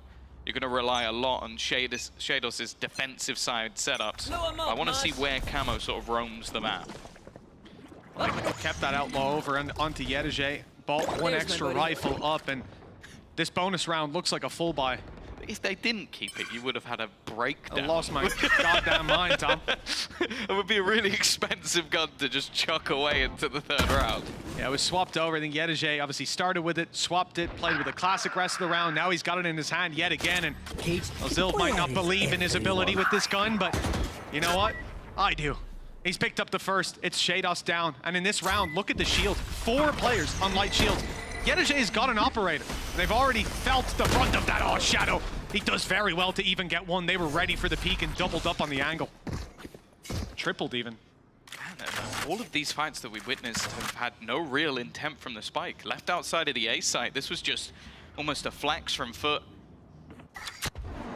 They're going to make their way towards that B site. Nobody from the side of Koi is on even the right half of the map. And I wonder if this is just going to be a straight-up save, now that they've realized they've gambled in the wrong direction. And I don't really mind that. I think recommitting here wouldn't really have too much value. You're going in against players that have the weaponry, you know that, and they could be anywhere. They could have taken any post-plant position, and also the B-site post-plant is horrific. Like, those retakes are so difficult even with an advantage, let alone with a disadvantage. So for Koi, just going to keep that weaponry through to the next round. Definitely not the start they were hoping for here, because again, it's a bleak scenario with that scoreboard or that leaderboard sitting them at the bottom, and with basically needing a flawless run. Like, I don't know if there's a... Well, I'm not going to try and do like 4 weeks worth of math to work out if they're going to be able to make it if they lose a game and then a million other things happen. the way we're looking at it, they need to win every single game. Yeah. Yeah. To be in with any chance, any real chance. Worthless. That's going to be the end goal. And for Koi, I do believe that a loss here, we've discussed it, we have the info from Kim, that it doesn't knock them out completely, doesn't lock them out, but it might as well. It would probably, I think it would be something as absurd as like a sub 1%. Right there. Just insane. You need the stars to align. Not even Team Liquid could muster that. We saw that with a Collide earlier. For Foot, 3-0 start. Up against Rifles with the save out from Koi. It's not as terrible of a round 4 as you might imagine just looking at the timeline, thanks to those saves. But this is, again, where those Rifles are going to be tested. Light Shields now down to just 3 players, but there's no Outlaw to work with. Foot fully upgraded, Rifles in hand, ready to roll. B site under threat, big split with lots of utility covering their back and no intention to take it in the other direction. They are steaming forward, and CNED finds his footing quicker than you can imagine. Starzo's going to be fuming after that. Looks like the new Neon patch. Spike planted. We don't need to talk about that yet. We're not there yet. We're still, Split still in the map pool. Okay, Breeze Will be still for a in the while. map pool. Yeah, that's true. You won't get Abyss until playoffs, which is good, obviously. But we do from the lose prep perspective. Breeze a little bit earlier on. Yay! I mean, oh, that's so sad. Oh, I love all the maps. It's going to be another save. Again, in isolation, you can't really blame Koi for not attempting a 3 versus 5 retake, but I need to see something from them in these early rounds. A lot of these takes from Foot have been fairly simplistic, like direct executions onto the B site where the hold has not looked particularly good so far. And that's one of the things that we always talk about with this map in particular, is do you have that sort of B site anchor player? The guy that springs to mind from EMEA is Benji Fishy. Yep. World-class anchor, and is why this map has been so good for them. Yedajay also could be put in that bracket, but right now, Shadow, someone who was phenomenal on the last map, top fragger on that Cypher, isn't even on the board yet. Crash is ready. It's a scary sign. Everything firing on the side of Foot. Koi with a bit of room to grow. They decide to call a timeout here to discuss how they're going to handle these upcoming rounds. We've seen it before. Once that ball gets rolling for Foot, it's hard to stop it. And on the side of Koi, surprise on Lotus. They came in very prepared, very ready for everything that Foot were going to do. And like we say, you come down to Sunset, if Koi don't have that same level of preparation here, if it comes down to the brass tacks of round-to-round gameplay, making those calls on the fly, heads-up duels, that's where Foot win time and time again. This timeout is one of their 2 to sit down with their coaching staff and make use of all that prep they've done in the off-season, with the downtime. I think as well, a lot of the time when you talk about having a game plan, having a counter, it's a lot easier to do on the attack. Like, you might have someone you're going to pinpoint. Like, I think the post plants we saw from Koi in the last map were clearly, okay, they're going to try and play for retake. Let's not allow them to. Like, there was a lot of ideas there with how they played the rotations, the space that they found across the map. On the defense, it's a lot more difficult because you're reliant on Foot walking into your traps. And so far, well, they've walked anywhere they want. Absolutely have. Little resistance going on the defensive side, except when saving their weapons. Not a luxury they had previously, just the rifle for Camo. It's put on the Neon to no surprise. Early challenge, gets out of there with his life, but Foot get out of there quite quickly. Spike retrieved and a shift to the other side of the map. And in fact, for now, it's only going to be Cracks going there. I expect a much more passive play from him as the rest of the squad works out their mid-control. Perhaps a split through the spawn, and that space is wide open. Only now sending the rotations through. And it's Shadow, not quite the angle, and they're clearing him with 2 players as he eventually swings. Yeah, and now they're ready for the other side as well. CNED. It's going to be all too easy. A little bit further behind, and it doesn't matter. Cranks is going to land on the shots anyway. That solo hero rifle is just not in the right place. Again, it might just be a moment to save. Grabinho, chance for him to do a little bit of extra damage, but it doesn't last very long. That Outlaw has lasted a lot longer than I expected it to. For Camo, even holding on to this might be difficult, because you look at the other side, you're like, Mr. Farming, max cash. CNED and Yedajay, they're going to be pretty close after this round. Same for Ada Captain. He's not exactly low on credits. to expect them to hunt. And Camo knows it. Like, he's been consistently falling back the entirety of this post plant. I think he's just about avoided where that cam is, but it doesn't even matter. They now have him trapped in, boxed into a corner. That gun's going to be gone as well. I really like Foot's usage of the Outlaw, because they didn't carry it through. That's been rebought up coming into this round, because they have to make an investment, even with credits. Some players on max money, they opt instead to pull this weapon out, because they know so many players are going to be light on shields, light on weaponry, and in some cases have none whatsoever.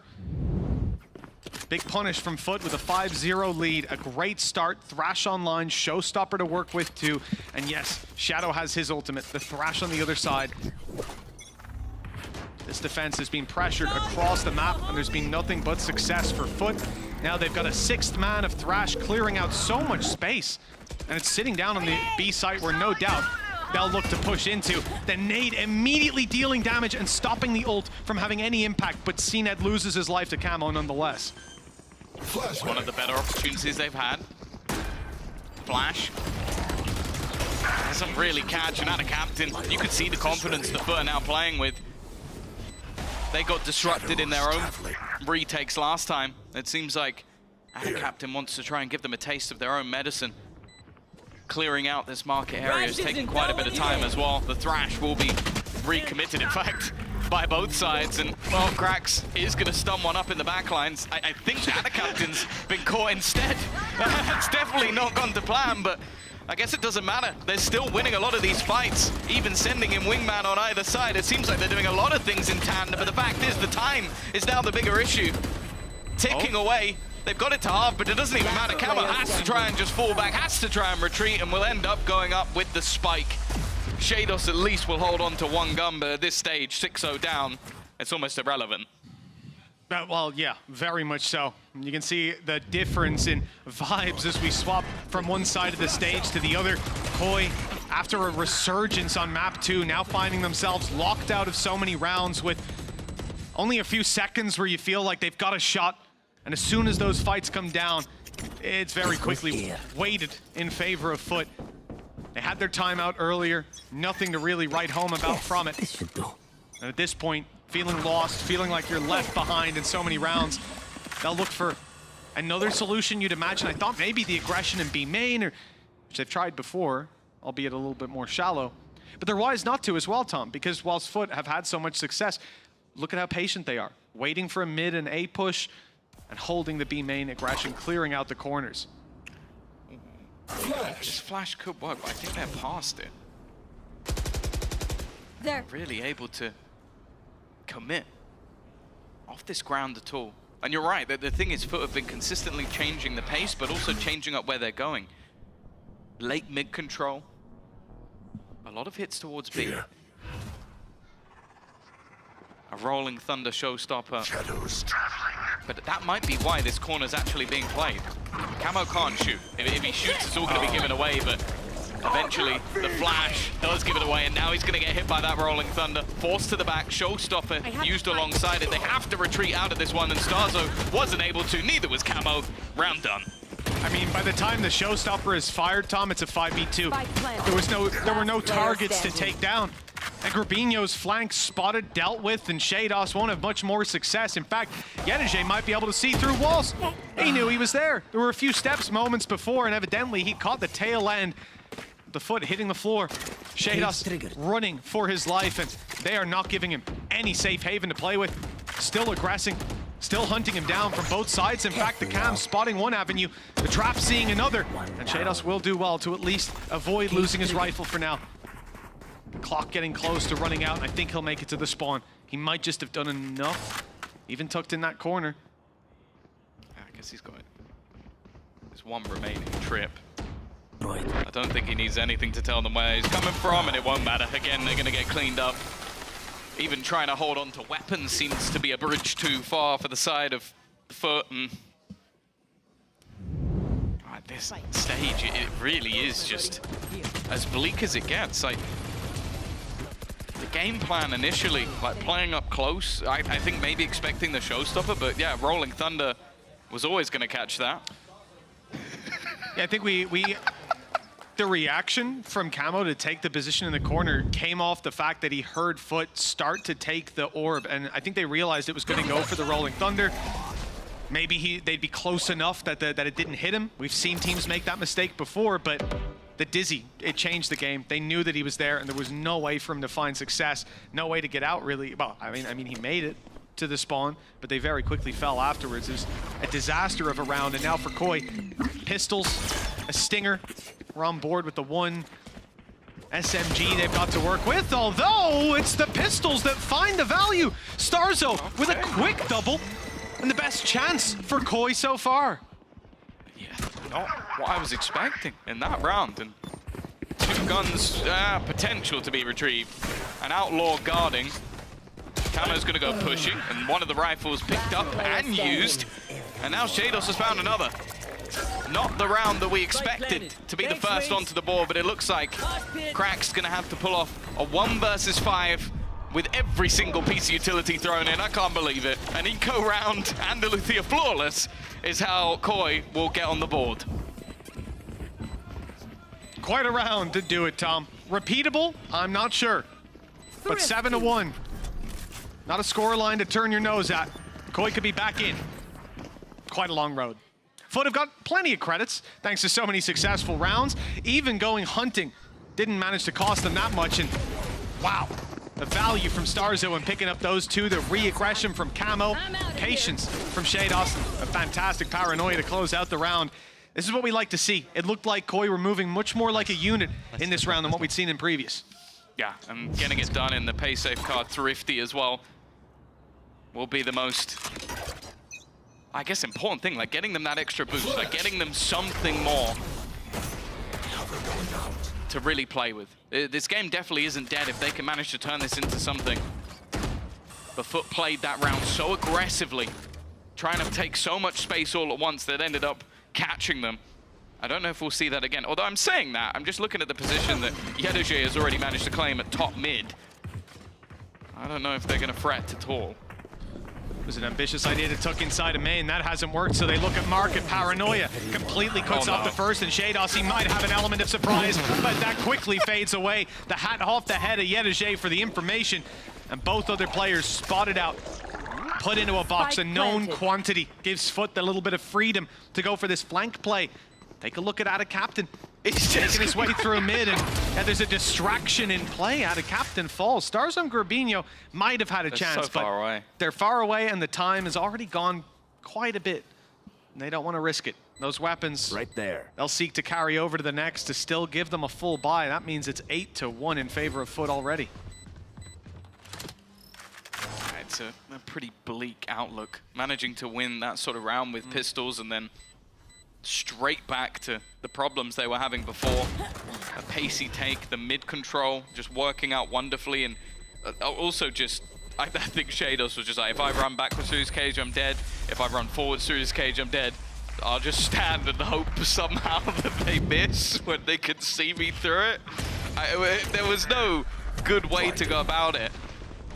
I guess maybe they walk into it, right? From their point of view, it just looks so ridiculous. Like, just crouched in it. Yeah, I think he's there. 8-1 from a 13-7 victory in the previous map. One that, again, as said, I think they came in with a new comp, a plan of how to use it. They try and stick with what they had before. And evidently, that is not working out for Koi. Thrash in a pretty retrievable position for Cracks. He's got some support as well to ensure he's not taken down in the meantime. Flash primed and ready. Flashbang. There it goes, Gurbinho. Even a Dizzy thrown through with the paranoia. Lots committed to that fight for Koi, but they get absolutely nothing. Too many players tucked in, ready to fight. After that utility, bloomed. Starzo does well. Unfortunately, cut short by the Thrash. Still 2 players towards the spawn. They're lined up as well. A firing squad of Shados and Camo. One of the only chances for Koi to really find the value with Gurbinho spotted out. Okay, he holds on to short control, but Cracks takes them all down! The 2-man setup in spawn! The peek out from short! He makes it look easy! Yeah, you know when the sleeves are rolled up, you're going to be in for a bad day, and That was as clean as you'd like. Even gets the thrash hit to guarantee the kill that he didn't get. Yeah, basically an ace. Basically an ace. 4.8 kills is what I'll give him. even when you're oppositionally like, whoa, that was nuts. You know that's a good play. 9-1. I guess if the Lotus prep can be done across every single map, great. We might be able to see something from Koi for the rest of the season, but Footer looking like a different beast. Yedajay, he's probably going to go back to his Outlaw now. There's definitely had more success. Camo on the flank as well. There's a much more aggressive stance there, waiting, not checking the angle, but still getting the kill. And that's all we'll say about that one. CNET on his way down. Shadow tucked in. Oh, but he's giving away his position. But Dizzy's go. Never mind. No danger for Shadow. He is the danger. Quick shot on the CNET. And still a heartbeat to Koi on this. Looks like the retake's been successful with just cracks to deal with, and this time the clutch is a bit too much to ask. Another round for Koi, a second doubling up before the half is over. And with one left to play for, they might be able to deny double digits for Foot, but that's how bleak the outlook is. Yeah, outlook unlikely. 9-2. I like the fact that we see them just almost throw in a really risky, aggressive round. Like when things just aren't working, sometimes something like that, just get the confidence back. Who have let you realize that, okay, we can win the fights versus these players. We can shut them down if we put ourselves in the right spot. Even still, though, it's not done anything to finances of their opponent. Camo, he's doing it again. Really nice pop flash. The setup from Starzo this time there. And that's already going to be Yedajay down. That's not a bad way to kick off this round. No, not a bad start for this defense. The last round of the half, chance to put a round on the board. You see what these halves look like once the pistol doesn't go their way.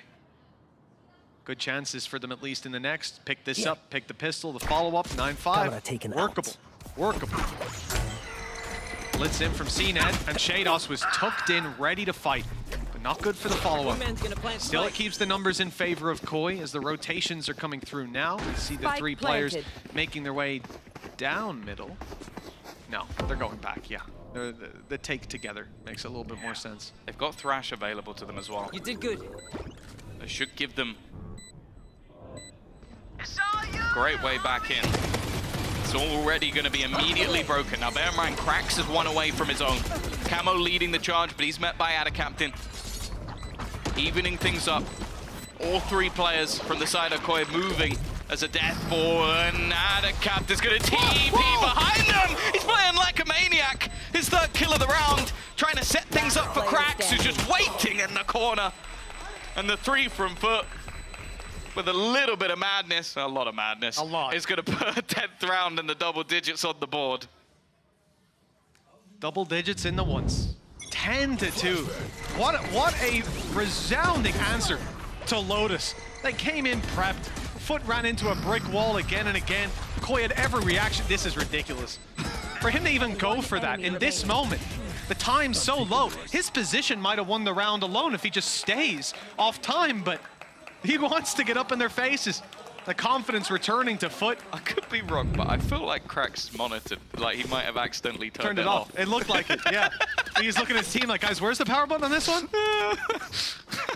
No, because I think even in the first clip, we saw the admin come and just turn it back on.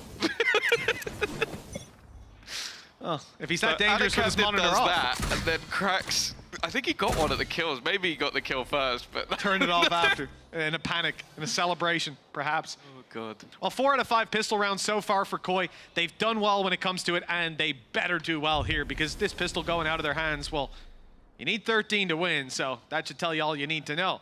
It's an essential win for Koi. They're going straight into the camera. Early information coming at the cost of a free piece of utility.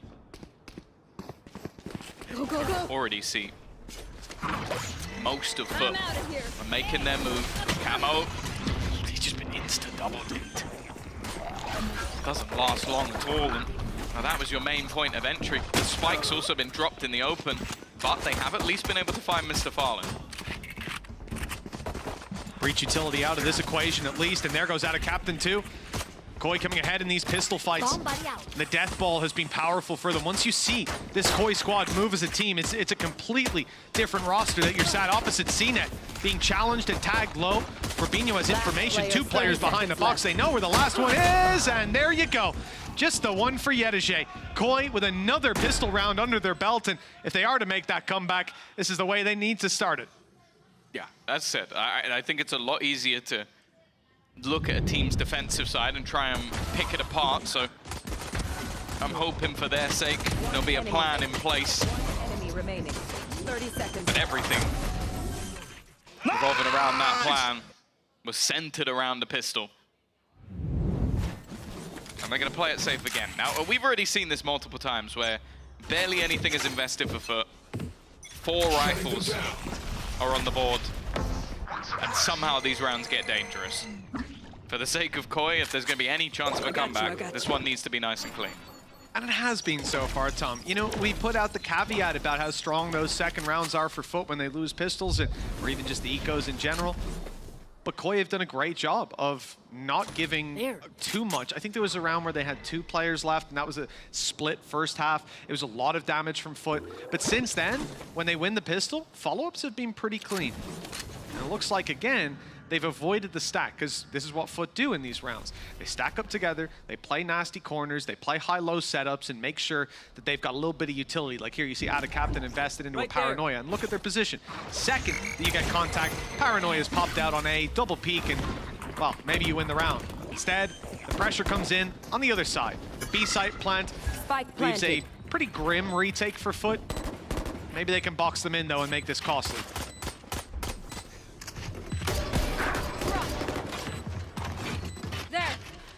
Chance to maybe farm up a few orbs for the side of Koi. The goal, it seems, is to box them in, especially with the way that these post plants normally go.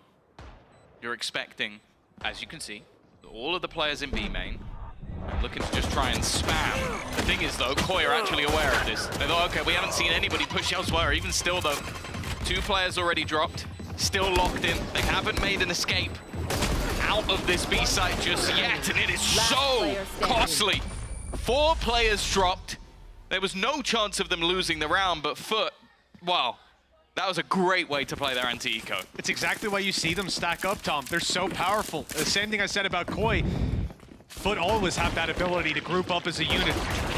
My God, they're dangerous when they do. If you run into their site, the round might be lost. And if you don't, your weapons might be on the way back out. Big investment from Koi, having to put all their credits on the line. Light shields across the board for 4 players. Foot haven't gone for the Outlaw, so that won't be as big of a difference maker as it was previously. Again, it looks like Koi are favoring that B site. Nobody said, not even a trap outside of A. They're losing a lot of information with this. It seems like all your eggs in one basket. Don't mind it. A chance to be direct. The timing of the flash a little bit off. It's going to leave Camo blind, but luckily for them, we have seen the entirety of Foot decide to exit the site and play this one as a retake. They'll know where the majority of these Koi players are going to be going. In fact, every single one of them is sat towards B main. Now, there hasn't been any attempt at a lurk, so this is just going to come down to spam, my favorite. It's the best part about this map, really, isn't it? And it's exactly what you talked about earlier. Tucked up, defusing is next to impossible. Foot try to go aggressive, take the fight to Koi. Not a great start, but the defuse underway. The body blocks are in, and they've done it right underneath their nose with 4 players still standing, Tom. This is the hardest point on the entire, in every map, out of any map. If there's one guy left in main, Boo has shown us that from the time this map came out. 1 player can win the round behind that smoke, but with 4 players, they're not able to get it done. Look at those bullets. He's on the edge. They only shot his cloak. Well, I'd say of all the way, oh, let's see this. Yeah. Stunned, completely stunned. I've never seen Barbar. So glad we have it. Was that just a mid-round replay? Oh god, okay. I've never seen Barbar, not lost for words, lost for actions. Yes. But he is motionless. Like a statue That contemplating might his have been own a fate. picture. I don't know. It could have been. I didn't even see it blink. Maybe a screenshot. He was taking it all in. That is unfortunate. To say the least.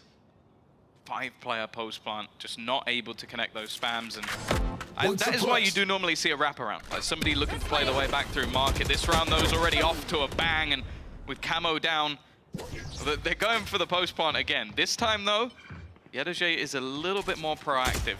The cam's going to be spotted.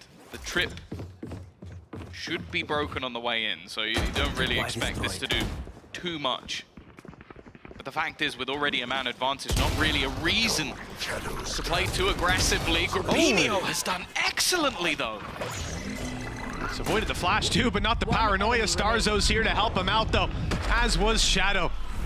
Good way to fill in the remaining space from Koi. The post plant, a little bit more proactive towards market, preying on what Foot had seen in the previous round. And are you shocked, Tom, that they didn't go for the post plant in main this time? But the thing is, this is exactly what I was worried about in the round before, is that you normally have someone through market. It was a lot earlier in the round, and Grabinho does fantastically well. And then I think the rest of the round just came down to Foot tunnel vision on that one player, and the rest do adapt to sort of support Grabinho, but...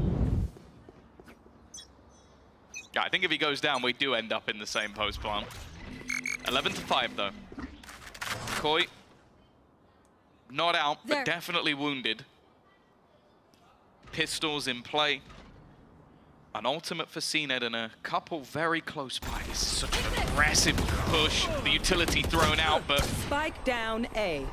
It seems like a lot has caught onto the Foot players as well. Yeah, the stun as well and the fade back from Camo.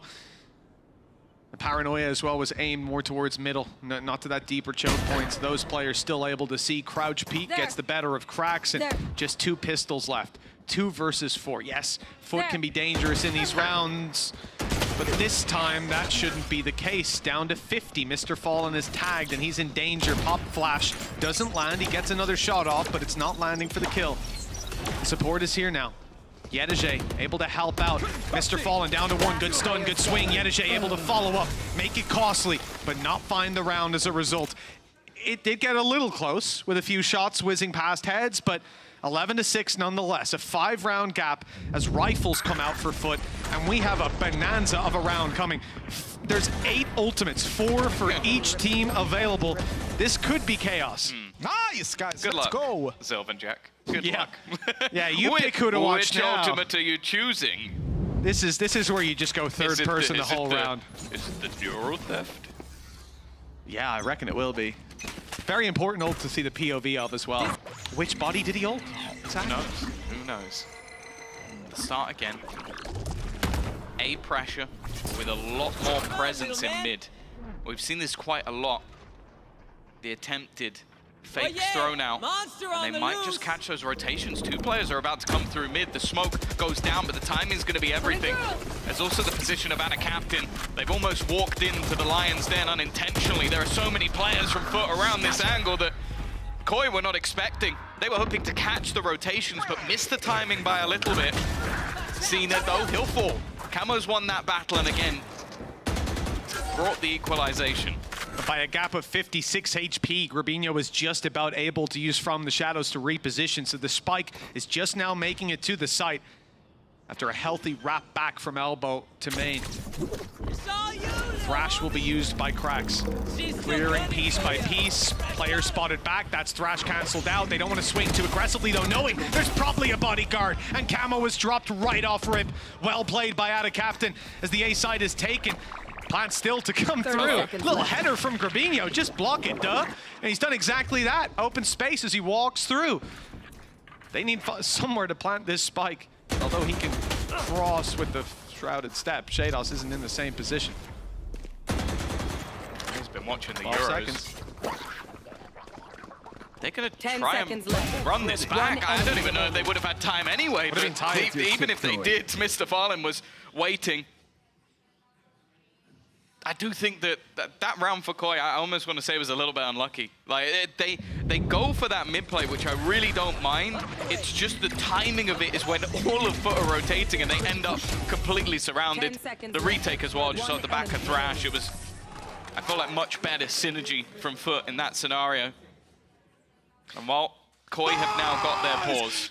It's also the timing too. The second that Thrash is used on Koi's side, I think for the second time, the minute that it's popped, the Thrash on the other side connects, the cancels thing is, it out. I think though that they popped that after Krax's was already coming. Yeah, for sure, So it's either that he was trying to catch someone running right behind it, but even still, you kind of expect the two players further back maybe to try and spam and destroy the ult. It did kind of feel like Shadow was left out to dry there. Camo was trying to hold, but yeah. I think against worse teams, that might work. Like the bait of, oh, there's a player stuck in the corner. People get tunnel vision. They swing in just looking for that who kill. Would you say that would work against? Maybe anybody playing Koi. That's just rude. But there are like those are the kind of things that it's a split-second decision. You don't get to sit back and analyze it in the moment. You got to just make the call, and they think, okay, maybe we can force a mistake here. Right there. Maybe we can again fire the Thrash just in time to cancel it out. It's hard to tell exactly where it is in that moment, but didn't work out. They used 2 ultimates to no avail. Left with decent ones as well still to work with, but it can be quite situational. Showstopper on the other hand. Okay, a fantastic cancellation of the ult, but CNET's still alive. He's still fighting, and 2 kills before he falls. It seemed like they countered him, but there's no countering skills like that. Shadow, the last remaining player, and he's been flanked out by Ada Captain. A quick conclusion to quite a lengthy series. Good fight out of Koi, especially on Lotus, but this season just got a whole lot harder thanks to Foot. An incredible and dominant showing on Sunset. It's the top team on that leaderboard right now, facing off against the bottom. I still think, especially on Lotus, we saw what Koi can offer, what they can bring in those counter plays, an exciting, interesting comp. And I think for some of the teams that are still like fighting for that mid-table, they're not going to be a free win. You can't take this team lightly. But there is a reason that for 5th to 6th that are Masters, there was a reason that they are at the top of the board. They're one of the best teams in EMEA right now. We saw earlier with Yinsu the sort of interview stating that, like, is there anyone that could beat them at this point? Maybe a Heretics, maybe a Fnatic are the teams that they fear. And well, for now, it's another relatively clean victory. The 2 maps they won were clean. We'll say they got countered quite hard in that middle map. Yeah, Lotus was the fruits of their labor on the side of Koi. They came in prepared. Name did a damn good job. Went blow for blow in those first 2 maps, at least 13-7, 13-7. But this last one, a clear and clean conclusion for Foot. Let's toss this over to the post plant, where I believe they'll be joined by CNET. Not in a bit, because he's there. That is right, Mitch. Charles Neddington, CNET, will be joining us in just a moment. Thank you very much, by the way, you two. Ash, we talked about how this was the #1 team in the table facing the 11th team in the table. It was much, much, much closer than I think the table would dictate. Yeah, I think especially looking back over towards Lotus, that second map that we saw coming out from Koi, the fact that there was no tape on them, right? It was a bit of a sleeper pick. Obviously, they let it float into that map pick ban for a reason, not banning it out first like they typically had. And we saw some really cool combinations coming out from them.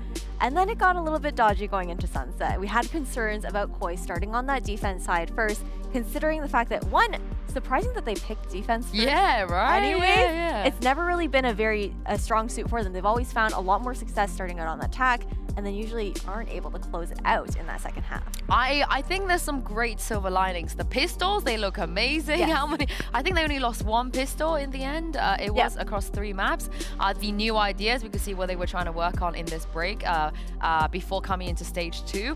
I honestly think when we were doing like the start, I wish I had the paddles with me right now. But I still stand, but I still think that they could move up. I think it's possible. I think the fact that they go 1 and 2 today up against Foot, granted, this is a Foot coming off the back of a global event. They haven't had as much time to rest up and everything like that. But that still says a lot as to how this team has developed in the side of Koi over the past, like, end of last split even. You were talking about the pistols. That's 5-1 now across the last 3 matches. That's crazy. That they have had. And it's that kind of consistency, something that they've worked on since the beginning of Split 1. I believe in one of their interviews they even talked about just wanting to solidify those fundamentals, right? And right now, I think we're seeing those glimmers of brilliance coming out from Koi when they are being coordinated.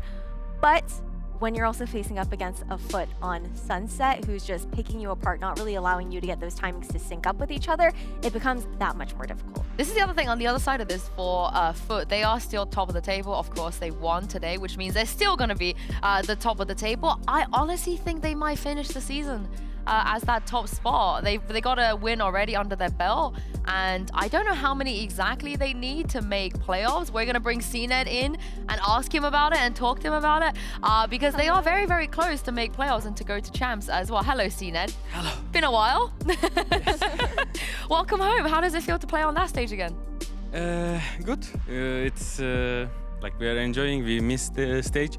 And there are some little changes in the stage, so we like it. Oh, like what? Like the chair, monitors, like there is something in the under the table, which you can't go close to the monitor, but they fix it. So thank you, right? Yeah, shout out. Shout out. Yeah. A few of you have said, like you today was even saying that he was really looking forward to coming back and he was excited to play. I was a tiny bit surprised just because you haven't had a break really. Are you also excited to come back and why? Excited is maybe not the best word to use it. Like we are happy to play again, and I think we improve since Shanghai. I think we learn a lot of things in Shanghai, and we will improve and try to win champs. Okay, well, you love to hear it. I want to hear a little bit more about how you're feeling about the group that you're playing in here as well. Obviously, it's completely swapped since Split 1, now playing within Group Omega itself. Curious to see who you think is maybe your hardest competition within this group for Stage 2. Of course, in our group, like Heretics is probably the best team because like they made finals in the Shanghai and they played pretty well. I think it will be the hardest team we will play in our group. I expected that answer, but I also want to see in case there is a little bit of a surprise answer coming out from you anyway. I think everyone might say Heretics. Yeah, at this point. But we do have some highlights for you though, CNED. You know, you said you learned a lot from Master Shanghai, but it also feels like you always do things like this, not from like just learning stuff, but you always have this in you. It just feels so comfortable to see you on that op with that skin as well. Yeah, my favorite skin.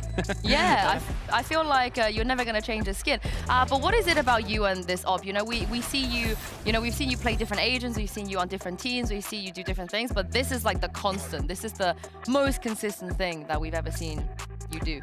I know how to take position, I think, and I know how enemies can push me back. So when I know that and when I have that knowledge, it's easy to I wouldn't say easy, but you know, I take position, kill, go back, kill again, overpeak. I like myself. No, just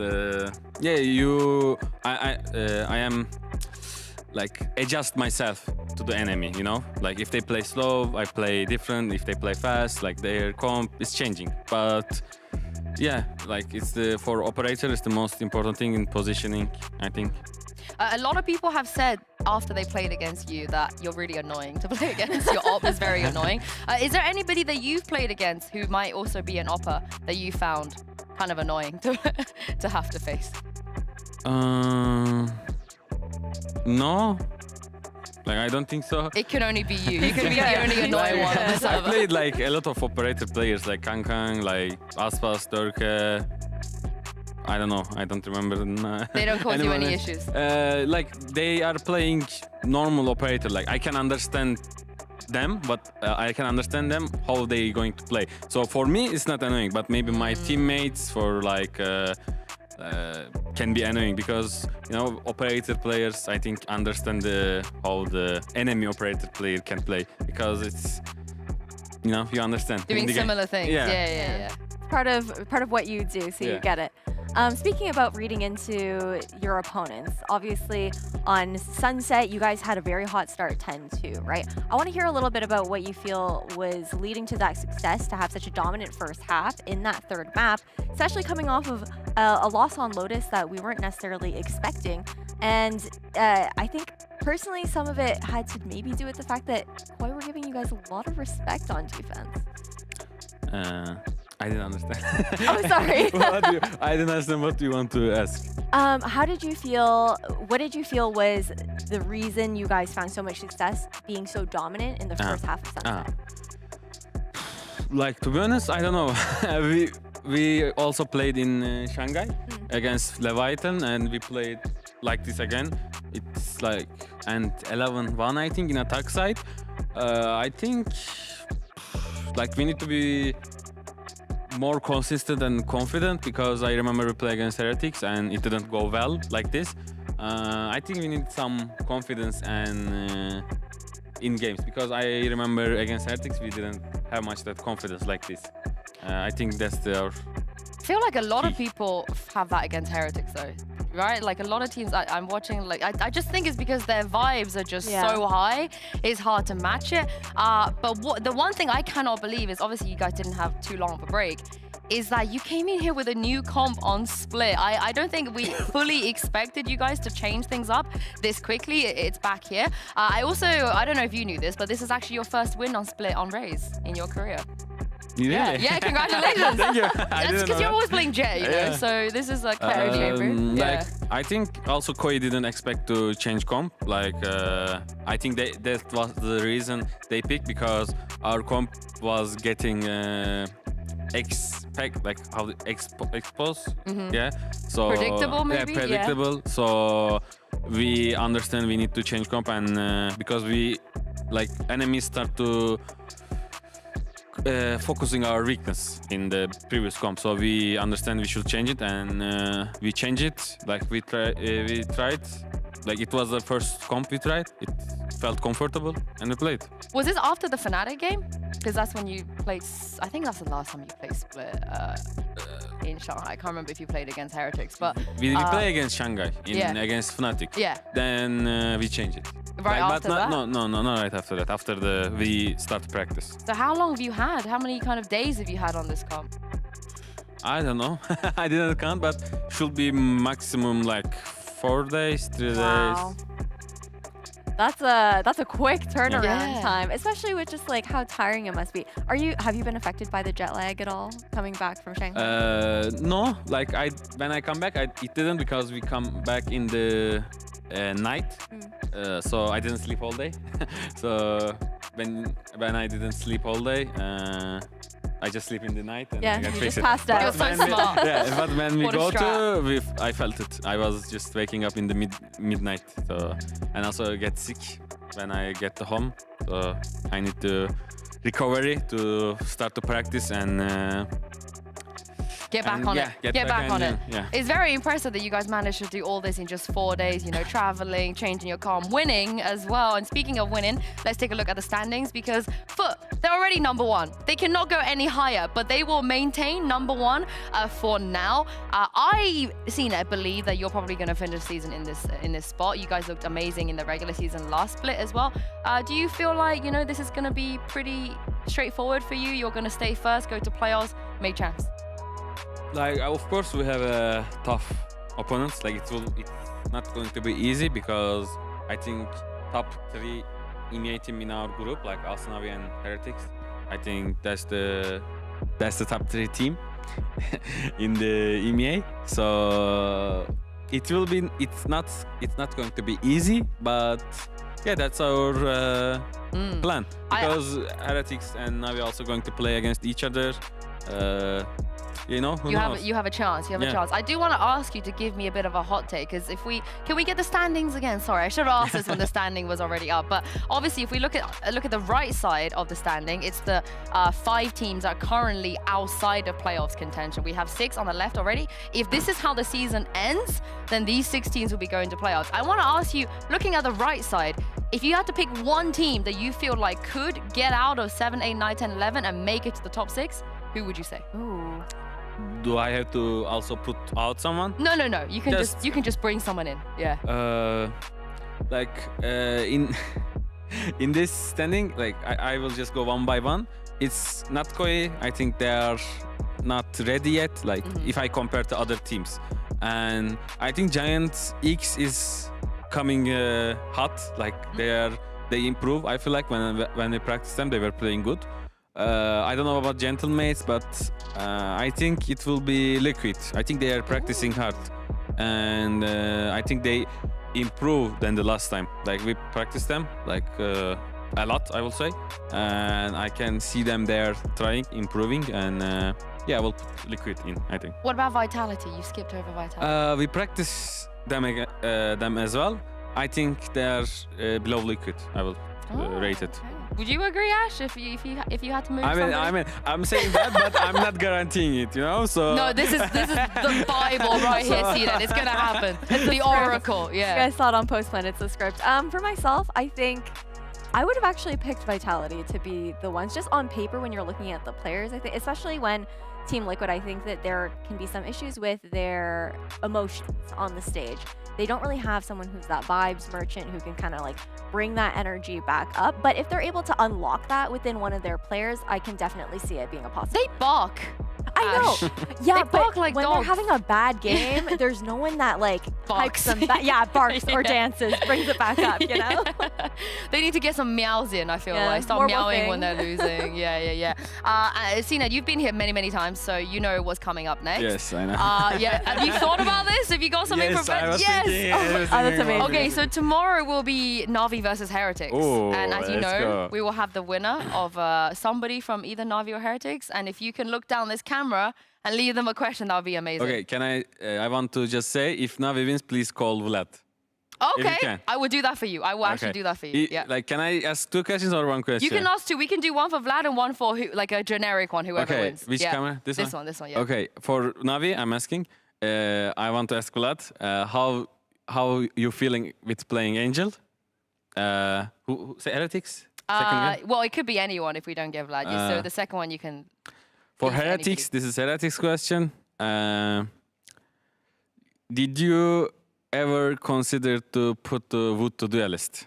Oh, that's a great question. Thank you. Yeah, you can tell he's been here many times. Like he's super prepared this time around. Yeah, but thank you very much, Sinan. You got to play again Yeah. this week, so rest up, and we'll see you soon again. Don't worry, you got this. You got this. Thank you, Ash, as well for joining me. Thank you, you guys at home, for tuning in today. But we're going to be back with 2 games tomorrow, starting with Fnatic versus BBL. Have a lovely rest, and we'll see you then.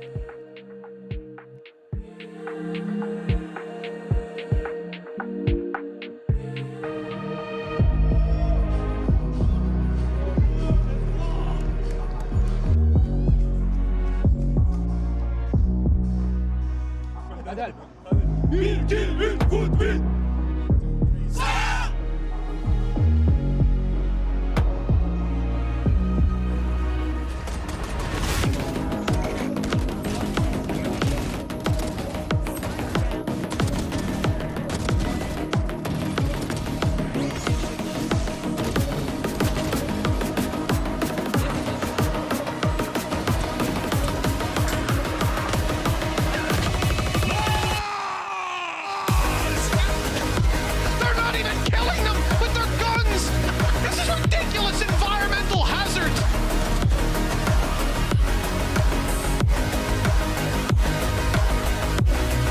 For a 13-7 victory after losing both pistols. It might not look the cleanest, but it was.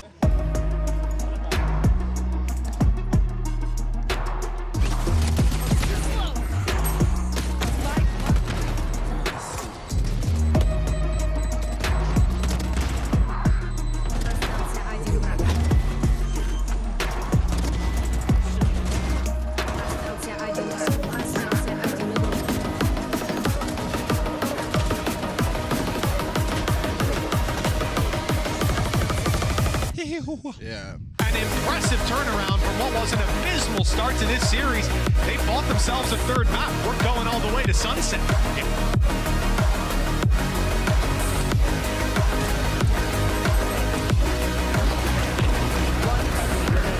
Jetto, the last remaining player. How nice life is sometimes, to be honest.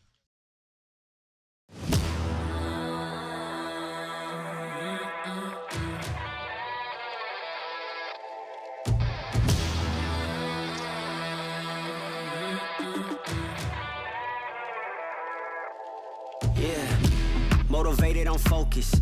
Came a long way from the lowest. Yeah, gotta get it, the mindset, gotta put it in motion. This is the moment, gotta one up my opponent. Back then, they ain't noticed me, now they know it's me, I'm the chosen. It's my time, yeah, I put that on Bible. No excuses, gotta get to the final. Take all of my idols and turn them to rivals. It's all or nothing, man, the trophy is vital. Game time, bet I'm coming in clutch. No hang time, man, they can't keep up. The game's on the line, seconds on the time. Who can't fight? It's gotta be us. Better under pressure, go ahead and let it fall on me. I'm destined for it all, you better call on me. They say what doesn't kill you make you stronger. All that pain, it done made me to a monster. They say what doesn't kill you make you stronger.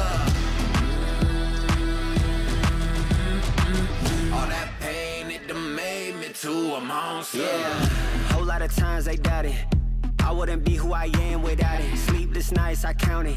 It all paid off, it's really astounding. I had to keep the faith to elevate. Hope for better days, they were coming. Now we can celebrate, knowing every day is abundant. Yeah, it's my time, yeah, I put that on Bible. No excuses, gotta get to the final. Take all of my idols and turn them to rivals. It's all or nothing, man, the trophy is vital. Game time, bet I'm coming in clutch. No hang time, man, they can't keep up. The game's on the line, seconds on the time. Who can't fight? It's gotta be us. Better under pressure, go ahead